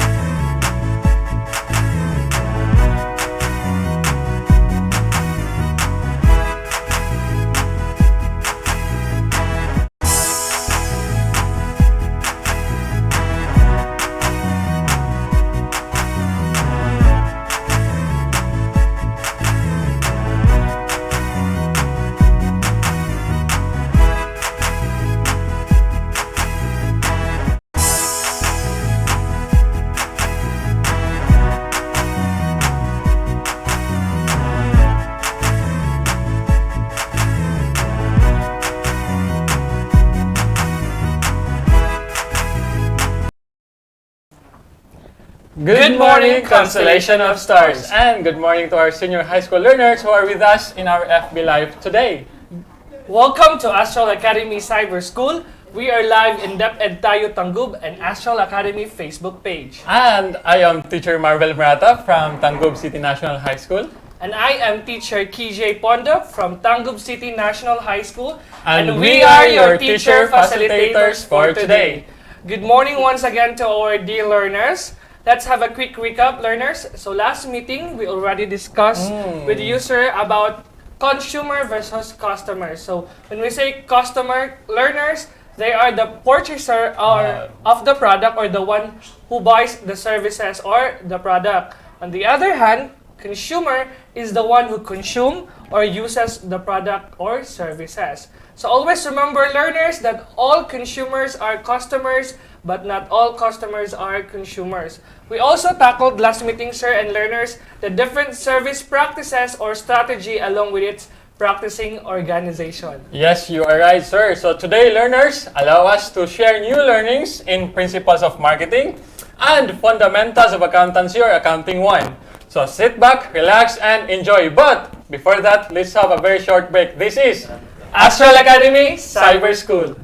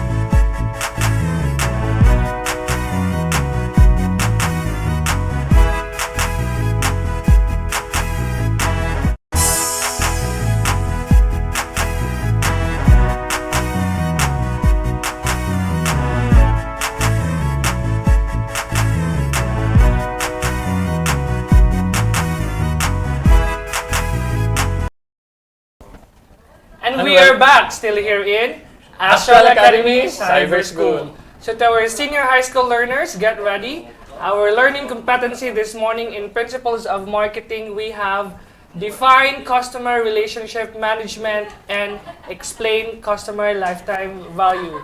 So the first question is, what is customer relationship management, learners? So, learners, customer relationship management refers to all activities, strategies, and technologies that companies use to manage their interactions with their current and potential customers. So, the keyword there, learners, is manage their interactions with customers. So, there are 3 goals of customer relationship management. We have the first one, improve business relationship. So how can we improve our business relationship with our customers? Of course, by knowing our customers, keep them engaged and stay in touch with them. So the second goal, we have assist in customer retention. So how can we assist in customer retention? By being authentic, offer better services, and be loyal to your customers. And lastly, the third goal is improve sales growth. So eventually, if those 2 goals meet by organization, it will lead to growth of sales, Sir Marvel. Okay, so precisely, sir.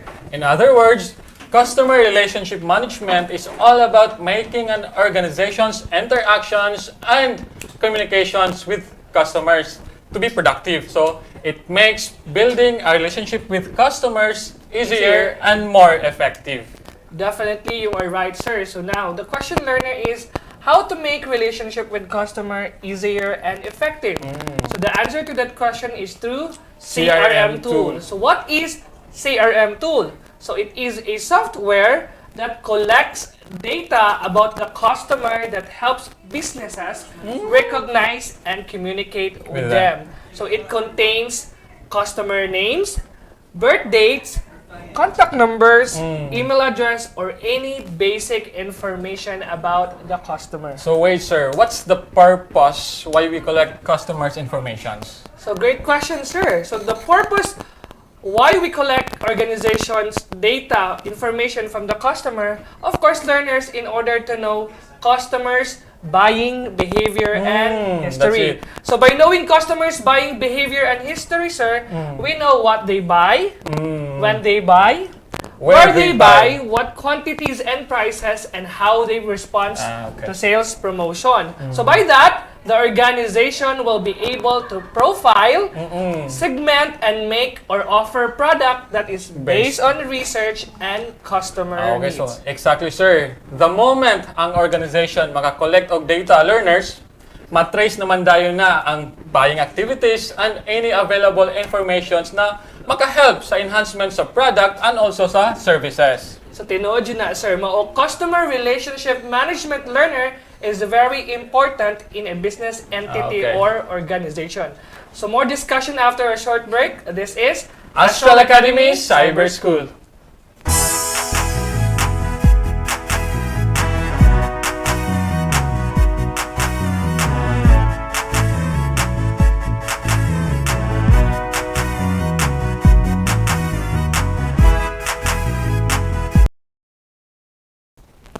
And we are back, still here in Astral Academy Cyber School. So now let's proceed now, learners, to our second learning competency this morning, which is to discuss customer lifetime value. So Okay. what is customer lifetime value? So customer lifetime value refers to forecasted sales or profits that a company can derive from the entire span of its future relationship with a particular customer.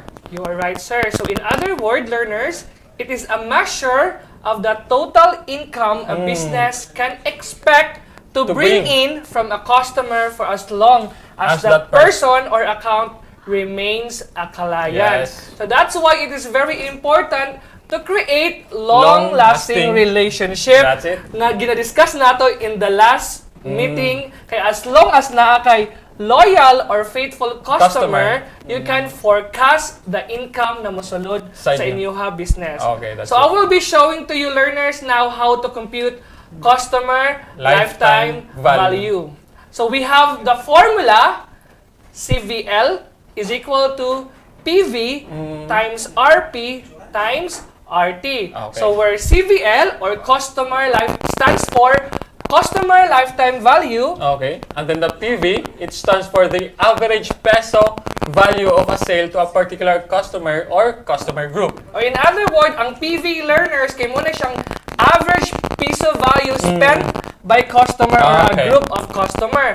While RP meaning repeat purchase in a year. So it tackles about the transaction kung kapila nagpalit ang isa ka customer. Okay. And then RT, it stands for retention time in months or years. So ang span na siya nga gapabilin ang customer sa pagpalit sa services or product may be a year or a month. Okay. So let's proceed now to our example. Flash on your screen. We have an athlete spends 2,000 pesos for every visit to a spa and goes to the spa twice a month for an expected time period of 5 years. So now let's have our different variables. Let's identify our different variables. So for PV, we have 2,000. So based sa ato ang problem, so ang athlete ga-spend og 2,000 pesos. So it refers to average peso value spent by customer.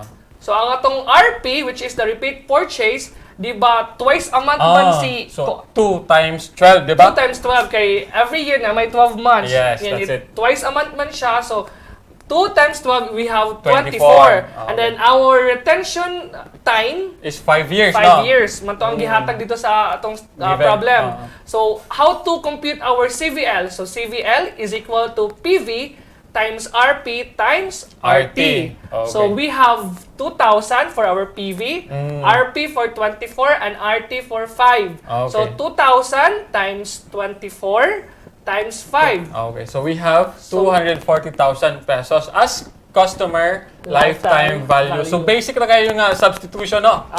Yes, learners. So now let's proceed to our second and last example. We have Jonas spends 8,500 for every visit to a restaurant with her girlfriend and 2 brothers once a month for an expected time period of 3 years. So now let's identify our different variables. For PV, we have 8,500. 100. Okay. So it refers to average piso value spent by customer. And then for our RP, we have 12 since kas adaman sa isa ka bulan. And then for 1 year, pila ka bulan, so 12. 12. Okay. So ang atong retention or RT is 3 years. 3 years Okay. kay given man sa ato ang problem. So atong i-substitute lang. So PV 8,500 times 12 times 3. So ang atong answer we have 288,000 pesos. So the athlete customer lifetime value is 288,000 pesos. So that is how, learners, the way to compute the customer lifetime value. So you may now proceed to the page 5 of your SLM activity 1, 2, and 3. We are now done discussing customer relationship management and customer lifetime value. So more discussion after a short break. This is Astral Academy Cyber School.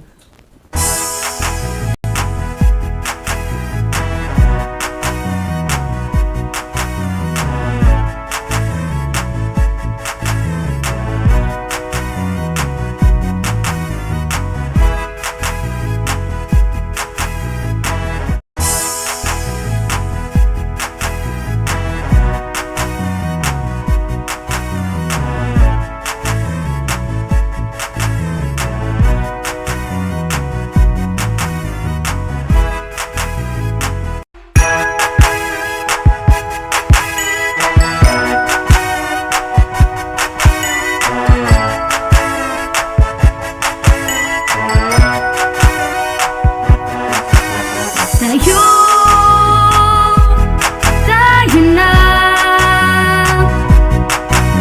Buksan ang mga radyo, lina at matuto sa mga aral sa mundo.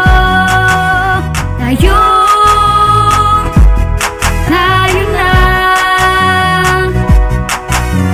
Tumutok na sa TV, mag-aral ng maigi to get the lessons easily.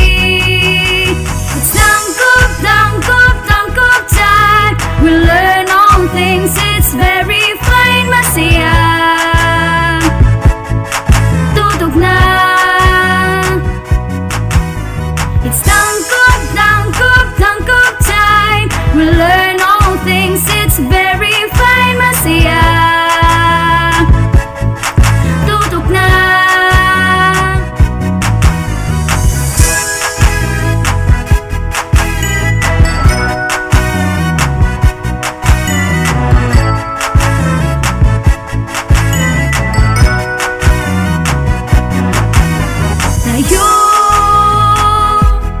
Tayo na.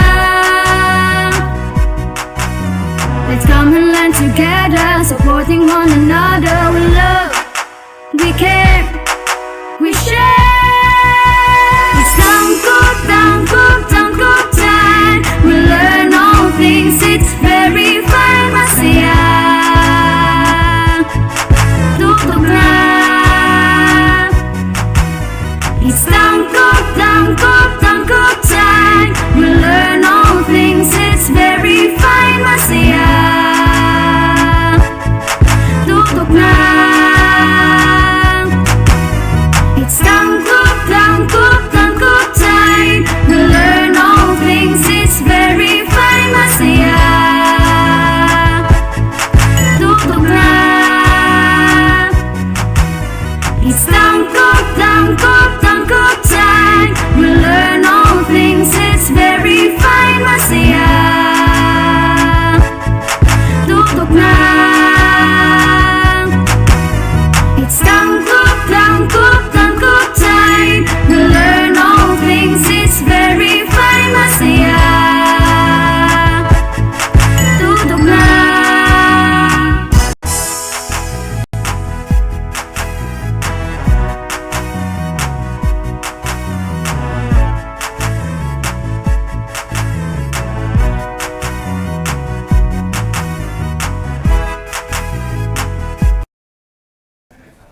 And we are back, still here in Astral Academy Cyber School. Okay, so my dear future accountants, my dear senior high school learners, we have discussed a lot of things already. And then for today, we are going to venture a new topic. So at the end of this session, you are expected to... So our learning competency, we have to illustrate the format of a general and specific journals. And then the second one is to illustrate the format of a general and subsidiary ledger. Okay, so last time, Sir KJ, the very first time nga naghatag taog session in this platform, we were able to identify and define accounting. So it is said that accounting is the process of identifying, recording, and communicating economic events of an organization to interested users. So we are done with identifying ito, no? So we were able to identify the accounting equation. Also, we were able to identify the major accounts that are involved in accounting equation, such as assets, liabilities, owner's equity, revenue, and expenses. Now, after identifying, the next step is to record. Pero ang mga pangutana sa mga bata karon or mga learners nato, what are the books to be used for recording? Mo ginay una. And then, how to record. Kay lisod kaayo, kung manatag identify, pero wala ta kabalo, og unsaon pag-record. And then, asa na to i-record. Okay, so in accounting learners, we have two major types of books of accounts. So we have, sir, journal and ledger. Okay, so allow us to digest each book. Okay, for the first one, we have journal. So when we talk about journal learners, it refers to companies initially record transactions in the journal, which is referred to as book of original entry. So in addition, they record transactions and events in chronological order, meaning the order in which they occur. So for each transaction, the journal shows the debit and credit effects on specific accounts. Okay, so klaro na to, sir, no? Sa journal, gitawag siya og book of original entry. Ngano man, tungod kay once na ay accountable, okay, nga transaction, dapat i-record man na sa accounting book. So kani si journal, dito gini siya magsugod kung kanus-an nahitabo ang transaction, okay? So dili pwede og for example, ang transactions duha ka buok. Ang isa ka transaction nahitabo last March 6, okay? And then ang ikaduhang transaction nahitabo last March 7. Unsa may una na to i-record or i-journal? Of course, katong una nahitabo ang March 6, okay? So there are two types of journals. The first one is the general, and then the second one is the special journal. Okay. So the general journal learners is the most basic journal. So typically, a general journal has space for dates, account titles, and explanations, references, and two amount columns. Okay, so to give you an example, this is how the general journal looks like, okay? So makita ninyo no nga ang general journal naagay general journal sa taas, and then naapoy date in the first column, okay? Basic na kayo, date. And then for the second column na ay account title and explanation. Then the third column, we have the reference, okay? Then the debit amount, also the credit amount. Take note, learners, that when using the general journal, always make sure that the accounting equation will be maintained as the debit entry will be accompanied by a credit entry. So the total debits should be always, okay? Always gina. Dili gina pwede nga dili magkapareha sa credit, okay? So to give you another, to tell you how to journal, we have the series of processes. The first one is the date of the transaction, which is entered in the date column. Okay, so as I have said kaganina, for the first column, dapat ma-specify dito ang date sa transaction kung kanusaan nahitabo. Then the debit account title, okay, so which is entered first at the extreme left. So siya may una masulat, dili ang credit ha. Okay. So ang debit mismo. And the amount of the debit is recorded in the debit column. So unsa kay to unsa kay ni si debit, sir? Si debit siya tong maoy nag-gain or okay? Siya ang account nga nag-gain sa company. Okay. So take note that the account title to be used in the column provided should coincide with the titles that are listed in the chart of accounts. Can you still remember, learners, last week, okay, nag-tackle ta about chart of accounts, no? So prior sa pag-record, dapat naka-establish na ka og chart of accounts. Nga naman, kay sa chart of accounts, kato may mahimong sumbanan, okay? Mao to'y mahimong guide para makibaluta kung unsa ang mga accounts na atong dapat gamiton. If ever we are going to use cash, dapat sa chart of accounts na specify po dito si cash. At the same time, na po siya code nga ginasunod, okay? Si cash 101, assuming 101. For the inventories, we have 102, okay? So not dili na pwede nga ang duha ka accounts same og account code or reference code.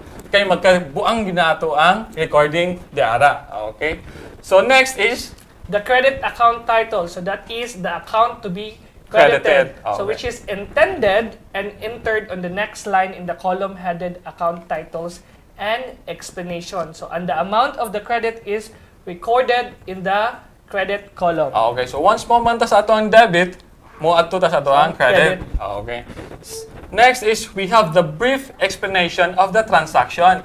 So sa pag-journal man gud, more good po ni siya og nagsulat ka og love letter ba, nga dapat naka-specify gud siya dito kung unsa gud siya nga transaction. Kay para sooner or siguro maabot ang time nga makalimuta kung unsa na siya nga transaction, paglantaw nimo sa journal, mabalik ra nimo kay nakasulat man dito ang gamay nga explanation. Then we have the column for reference or the ref. So which is left blank when the journal entry is made. So this column is used later when the journal entries are transferred to the ledger accounts. Okay. So for you to have a concrete idea, let's have an example. For the first one, so the illustration for illustration number 1, learners, we have September 1, 2015, Mr. Ben Mabait invested 500,000 in a restaurant business by operating an account with Superbank. Okay. So, again, we need to specify ang date una, no? Kano sa nahitabo ni nga transaction? It was last September 1, 2015. Class, para sa date, pwede ninyo na siya ibutang as September 1, 2015 or pwede po siya nato numeric, no? Nga 9-1-15. The next one is pila mo day ang gi-invest. Okay, si Mr. Ben Mabait, nag-invest day siya og 500,000 pesos nga cash. So ang ato ang debit, unsa ato nadawat? Cash. Okay. Amounting to 500,000. Okay, so unsa pud ang ato ang hatag ang kapital ni Mr. Ben. So nag-record ta og Ben Mabait capital amounting to 500,000 pesos. So dili magsilbi nga ang atuang cash nga nadawat is dili the same ang amount sa ato apod nga i-credit nato. So ang explanation diara is to record investment of Mr. Ben Mabait. So it happened last September 1, 2015 class ha. Then the next illustration.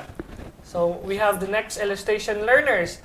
So in September 5, 2015, purchased kitchen appliances for his business amounting to 100,000 by issuing cash. Okay, so after nag-invest, okay, last September 5, 2015, nakapalit daw siya og kitchen nga appliances amounting to 100,000 pesos. Okay? So ato ang date ani, klaro kayo nga September 5, 2015. Di kita dapat malimutan na. And then unsa man ato ang na-gain ani? Of course, ang ato ang na-gain ani is ang kitchen appliances, which is amounting to 100,000 pesos. Unsa atong gigamit ani para nga makagain ta ani? Unsa atong giveaway, okay, or let go ang atong cash nga 100,000 pesos. Okay, so as you can see, balance ang ato ang debit nga kitchen appliances sa credit nato nga cash nga 100,000 pesos. Then dili ta malimot sa ato ang explanation kay para in kaso magkinaunsa, ma-remember ta kung unsa ni siya.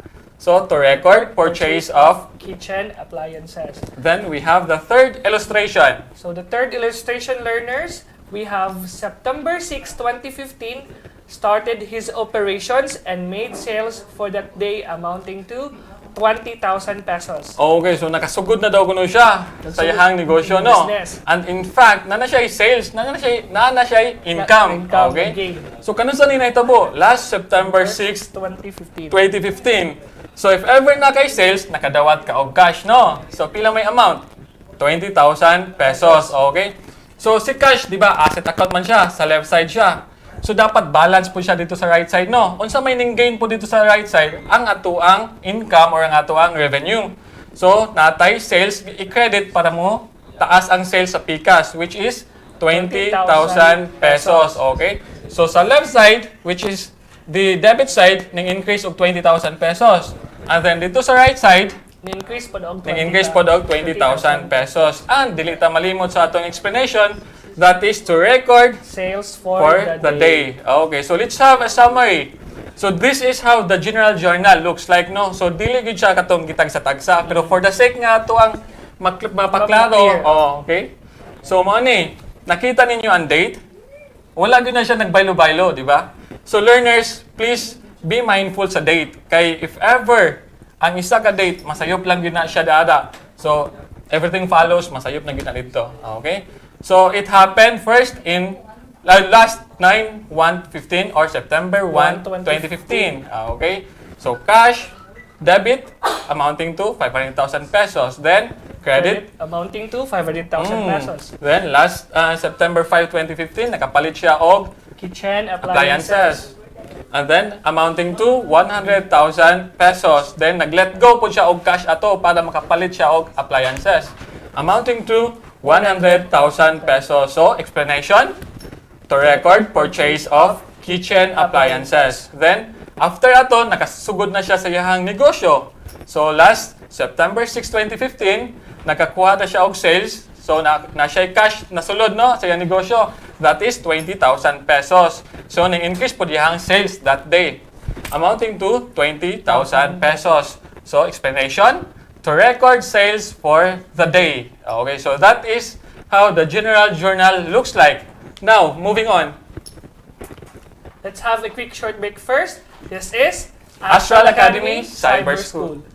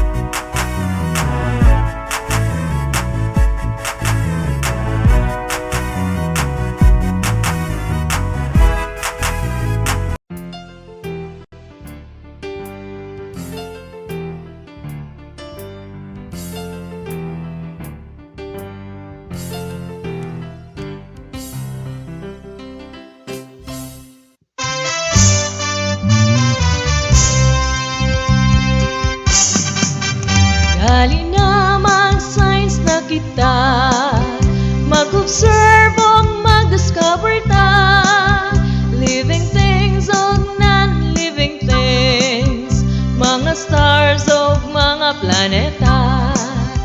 Dali na mag-science na kita, mag-observe o mag-discover.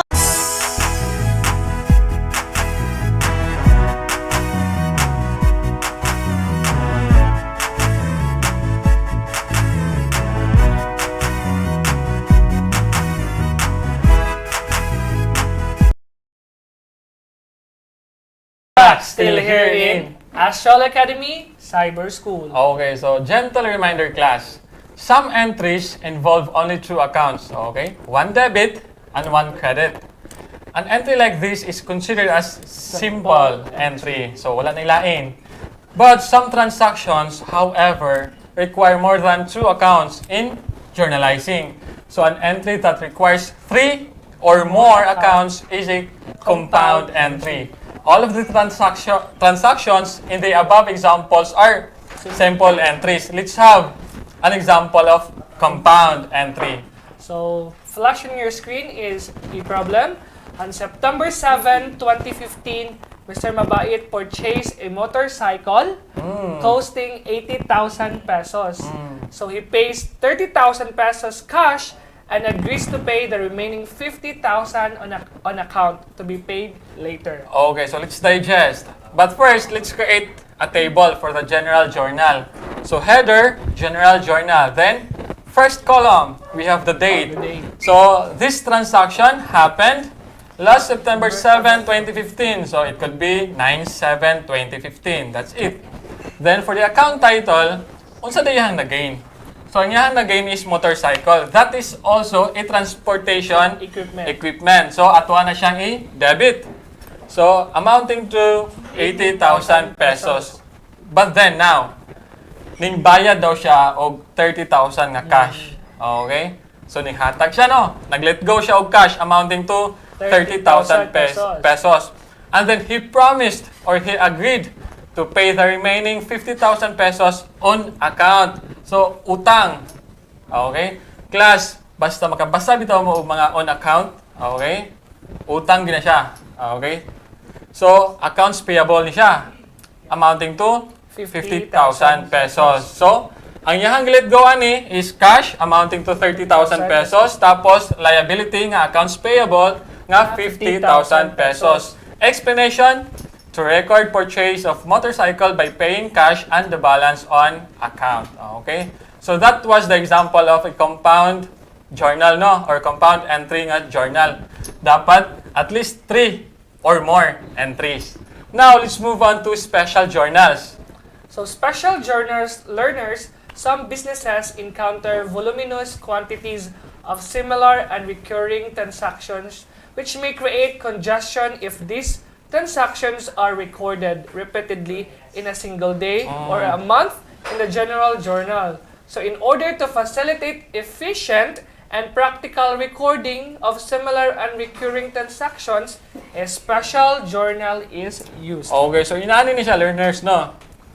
Ang general journal, it speaks for the entirety. So, regardless of the account nga involved, dito, isulat na natin ito tanan.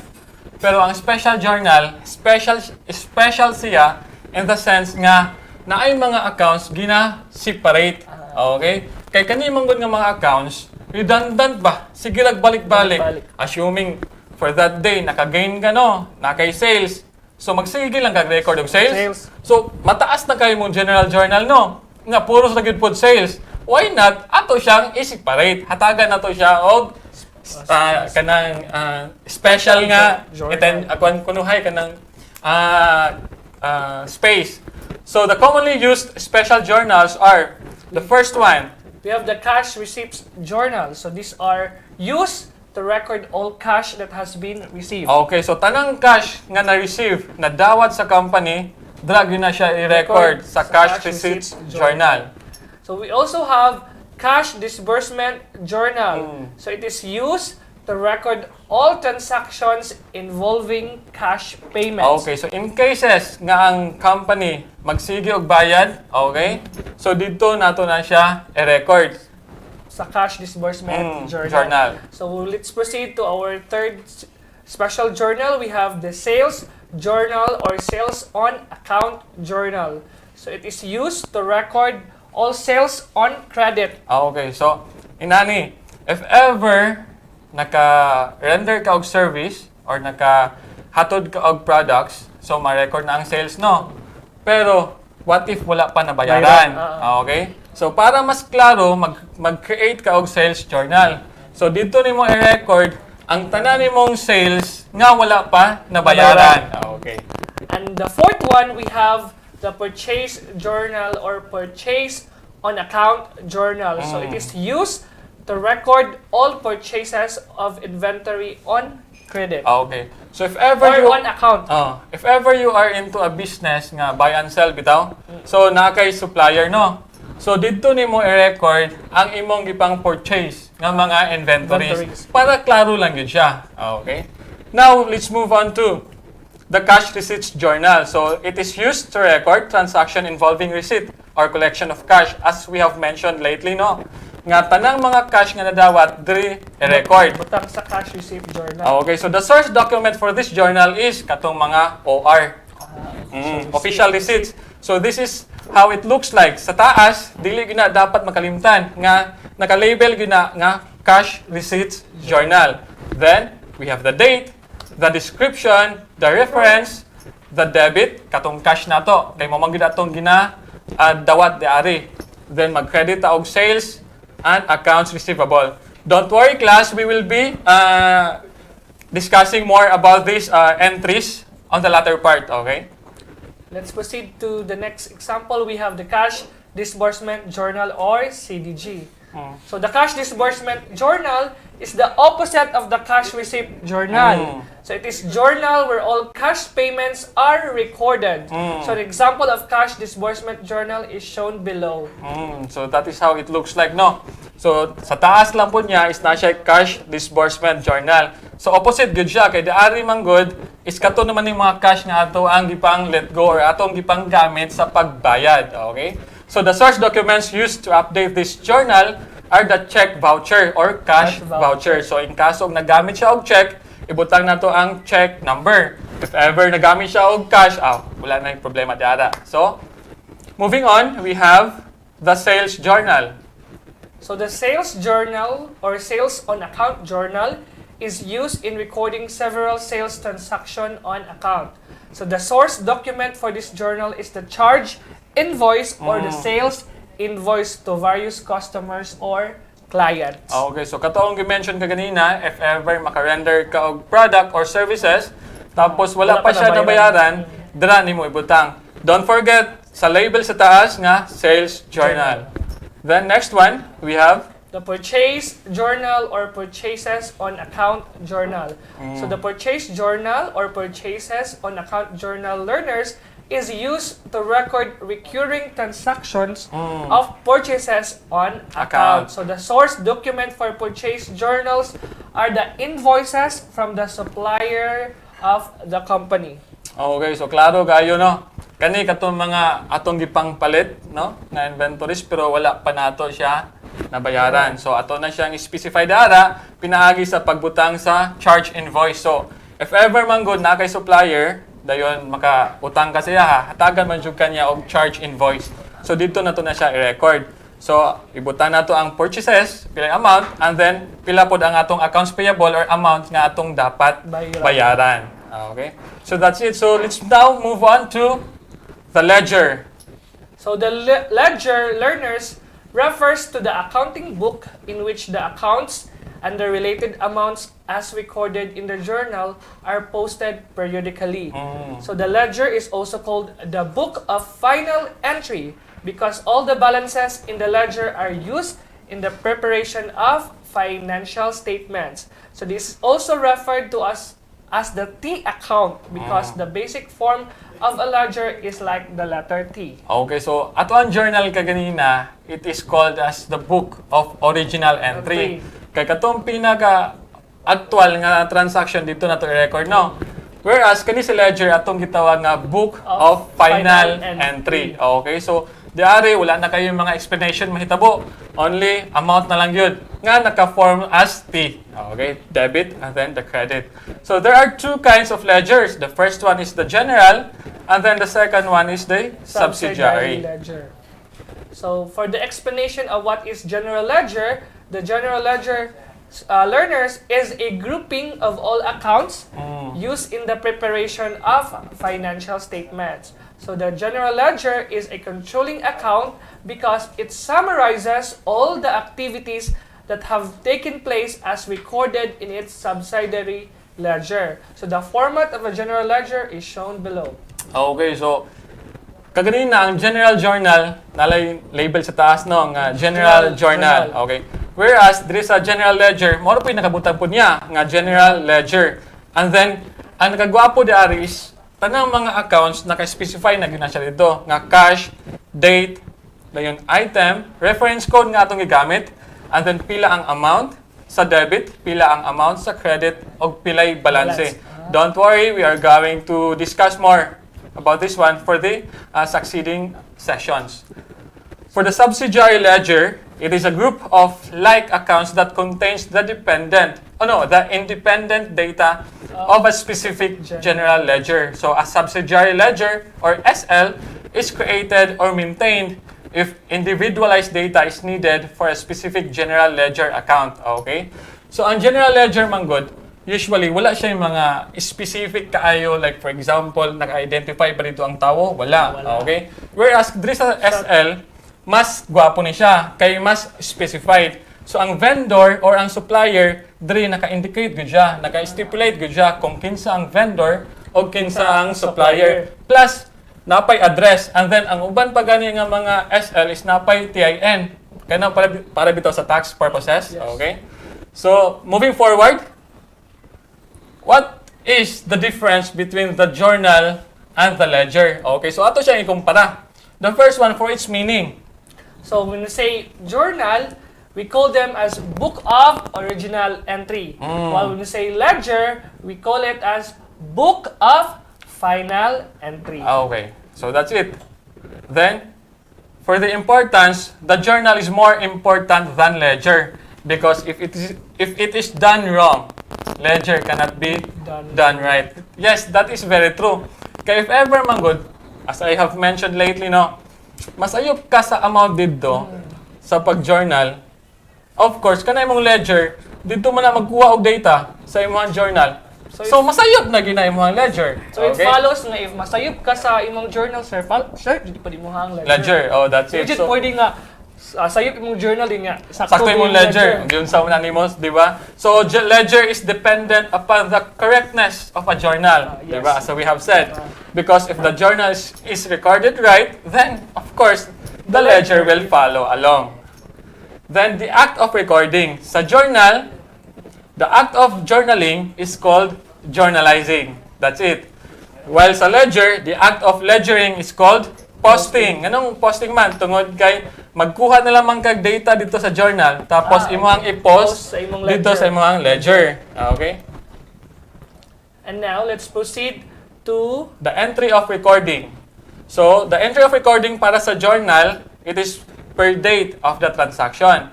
While for the ledger, the entry is recorded account-wise. Okay? Account-wise nga naman. Kaya as I have mentioned kanina, ang nakagwapo sa ledger is by account siya. Okay? If ever cash na siya, nga ledger, wala na laing account nga involved para diara. Okay? Wala na laing account nga mabutang diara. Walay inventories, walay furnitures and fixtures, purely cash lang yun. Okay? Then for the narration. So we have in journal, the narration or explanation is a must to understand the nature of the entry, di ba? Every after transaction dapat na yung mga explanation dito. That's it. While in ledger, the narration is optional. Okay, so wala na gyud siya or naiuban siguro gamay na lang kayo nga hint, pero hint na lang gyud siya, mga keywords na lang ba. Pero sa journal, specific gyud ta kay in cases nga makalimot gyud ta ana nga date kung unsa gyud atong gibuhat ana. So sa explanation lang gyud ta mo naog. So learners, that's all for today. We hope that you have learned a lot. So for your first attendance senior high school marker flash on your screen, please copy senior high school learners. So at this time, we would like to express our gratitude and thanks to our executive producer, Dr. Agustinus E. Sapi, to the production team, Sir Lay and Sir Alden, to our learners, teachers, and parents who are watching. This has been KJ Pondok. And this has been Marvel Marata. This is Astral Academy Cyber School.